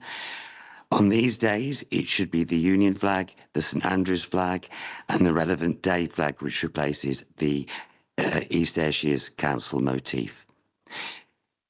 This will show that East Ayrshire councils respect to our communities and be a symbol of unity and representation at our council headquarters and across the East Ayrshire area. Flags are a very British way of expressing joy and pride. They are symbols which boost local and national identities, strengthen community cohesion, and mark civic pride. As Scotland's strongest unionist party, we ask that as a council we support the Union flag, the St Andrews flag, and the council motif being raised at London Road headquarters and our other council buildings across East Ayrshire as is required. I will leave it at that, Provost. Thanks, Councillor Watts. Do you have a seconder? Yes, that would be Councillor John McFadden. Is it okay if I can hear from you, Councillor John? Yep. Okay, Yes, your I'd second. like to. Yes, please. Sorry. Okay, thank you. So you've got a motion and a second. I'll just open it up to the floor if anybody else has got anything. Councillor Barry Douglas. Thank you, Provost. Don't really know where to start with this, given the important things we've discussed today, like our annual accounts, like the Early Intervention Prevention Fund, like the IJB, cross-cutting review of employability services, hugely important things. Yet we're talking about flags. And I have to say, when I read this motion at first, I had to read it a couple of times. So I just want to get this straight. Councillor Watts wants the flag to be raised, 3 flags, every day at Council HQ unless there are other events going on. Okay. He then mentions that they should be raised at headquarters and other council buildings. So is his proposal that wherever there's a flagpole, there must be 3 flags? And if there isn't a flagpole, is he going to put in funding for additional flags? And of course, we need to buy these flags, potentially. We've got certainly one at HQ, but where else are these flags? Do we have spares? And there's a cost involved in all of that. And then, of course, if we are raising and lowering a flag, that takes staff to go and do that as well. So I wonder if he's saying that actually our council officers who are involved in making sure we get our papers, the smooth running of the building at London Road and across East Ayrshire's different facilities. And of course, they're taking the Provost to her duties and the Deputy Provost and other members on occasion. Are they to sort of stop those duties to make sure they can raise and lower a flag? And I have to say, when he then talks about, you know, unity and bringing everybody together, and isn't this wonderful, and then decides to have a go as Scotland's strongest unionist party. I suspect the last general election says something different about that, Councillor Watts. But really, we're sort of talking about community cohesion and everybody working together by then trying to make it a political point here around our flag. I think there's been enough politicking around the flags of the United Kingdom and the East Ayrshire flag. These are not anybody's. Unionist, nationalist, or anybody else. I happen to be neither. I'm a socialist. I'm proud to be. But I just feel, in the grand scheme of things, when our constituents are struggling out there with the cost of living crisis and everything else that's going on in the world right now, is this really the best use of council resources?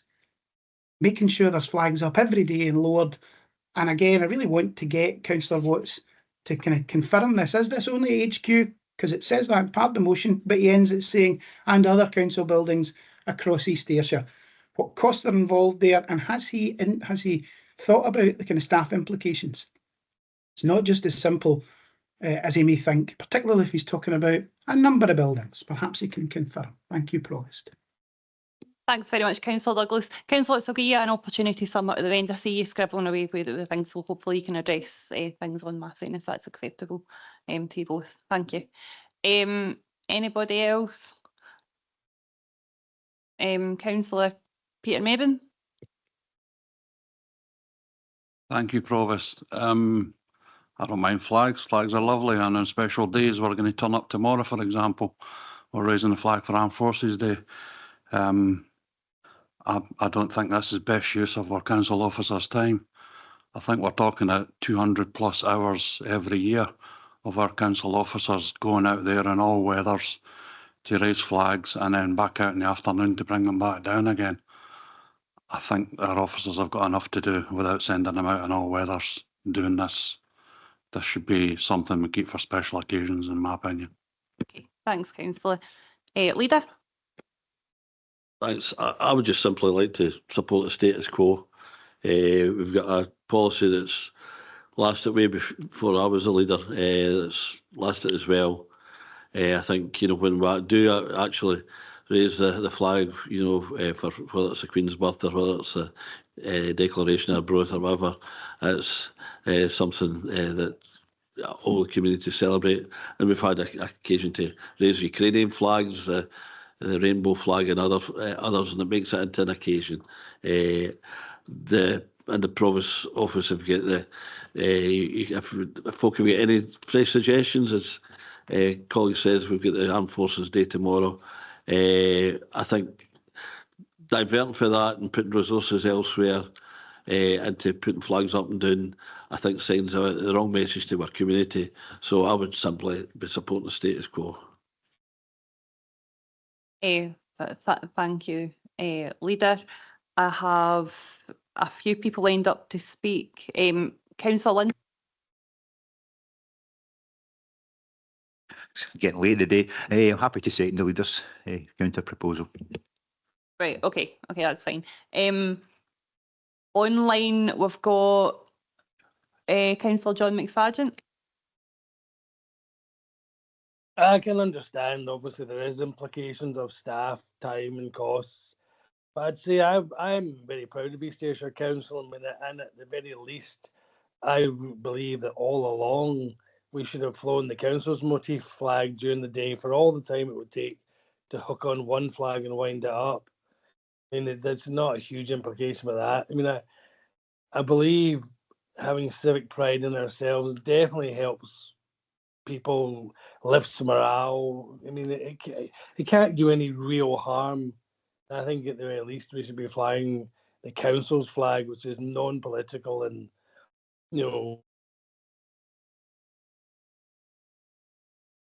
Okay, Councillor McFadden, thank you for that. There's a lot of feeling in the room about both sides, so I'll just go through who else needs to speak. Councillor Douglas.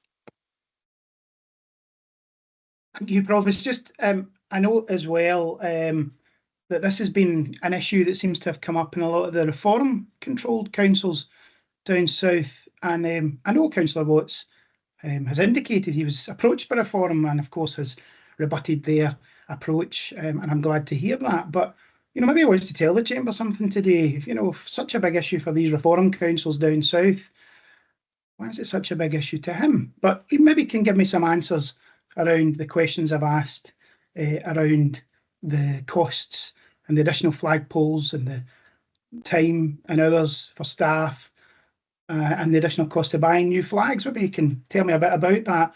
But I would be minded to support what the Leader of the Council has suggested, which is the status quo. Thanks. Thanks, Councillor Douglas.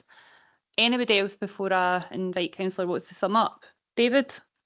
Just if it's helpful, I was just checking as a matter of fact, there is no actual council flag and we've not had one. It's not about replacing it. There's never been a council flag and we certainly don't have one at the moment. So I don't know the cost of flags, getting one put things through, but that would be certainly a cost. Okay. Forever clarifying. Thank you, David.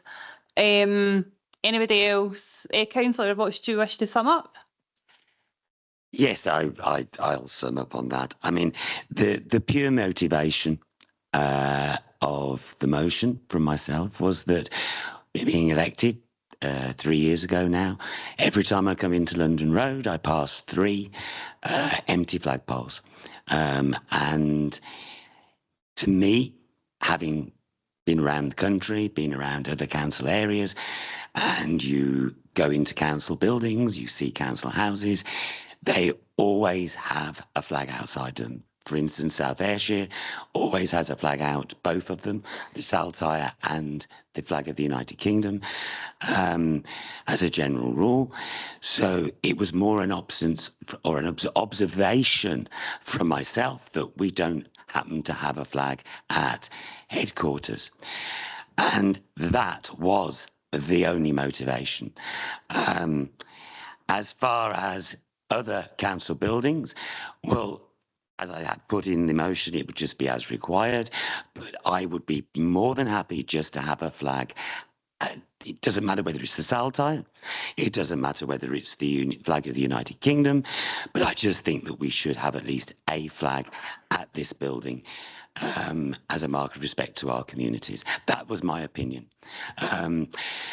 As far as Councillor Douglas's response to it being a very reform sort of policy, I certainly am a Conservative. I am anywhere near reform in that respect. And that certainly was nowhere near any of the motivation. The motivation was purely that as I look around Scotland, England, Wales, even Northern Ireland, they all have flags outside their council buildings of all different descriptions. And that was the motivation of why we drive into London Road, and there's always 90% of the time, there is 3 empty flagpoles. That was the motivation. That's fair. Thanks, Councillor Watts. So as we've got a motion by Councillor Watts, seconded by Councillor John McFadden, and an amendment for Councillor Douglas Reid, seconded by Councillor Ian Linton. David, would you please just take us through the process of how we move forward? It's simply a vote by roll call, Provost, because we do have members on teams. So we'll just take you through the voting process by roll call. Thanks, Provost. Thanks, David, and thanks, Provost. So I will call the roll, and if you could indicate either your support for the motion, which, as the Provost said, is by Councillor Watts, seconded by Councillor McFadden, or the amendment by Councillor Reid, seconded by Councillor Linton. So, Provost Claire Leach. Amendment. Councillor Stephen Canning. Please. Councillor Ellen Friel, sorry, who's gone. Councillor John McFadden. For the motion, please. Thank you. Deputy Provost John McGee. Amendment. Councillor Caroline Barton. Amendment. Councillor Elaine Cowan. Amendment. Councillor David Richardson. Amendment. Councillor James Adams. Motion. Councillor Ian Linton. Amendment. Councillor Douglas Reid. Amendment. Councillor Jane Sangster. Amendment. Councillor Graham Barton. Amendment. Councillor Graham Boyd. Amendment. Councillor Barry Douglas. Amendment. Councillor Neil Ingram. Amendment. Councillor Peter Maben. Amendment, please. Councillor Claire Maitland. Amendment. Councillor Jim Todd. Amendment. Councillor Beverly Clark. Amendment. Councillor Kevin McGregor. Amendment, thanks. Councillor Linda Maben. Amendment, thank you. Councillor William Lennox. Amendment. Councillor Alison Simmons. Motion. Councillor Billy Crawford. He's had to leave, Julie, sorry. Thank you. Councillor June Kyle. Amendment. Councillor Jim McMahon. Amendment, thanks. Councillor Neil Watts. Motion. Councillor Jennifer Hogg. Amendment. And Councillor Jim Kyle. Amendment twice. Thanks, members.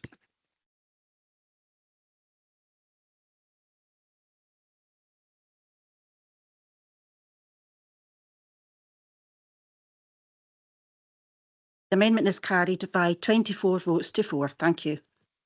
Okay, thank you very much, Julie, and thank you, members, for participating in council today. I'm wishing you all a very good recess. No doubt we'll still be as busy as ever. But as always, I just thank you all for your respect to each other today and having healthy debates. So all the best, and all the best to you, Ian Aston, in your new venture. You've been great for the council. Thank you. Thanks very much, Robert. That's the business concluded, and I'll draw the meeting to a close. Thank you. Thank you, Provost. Thank you, Provost.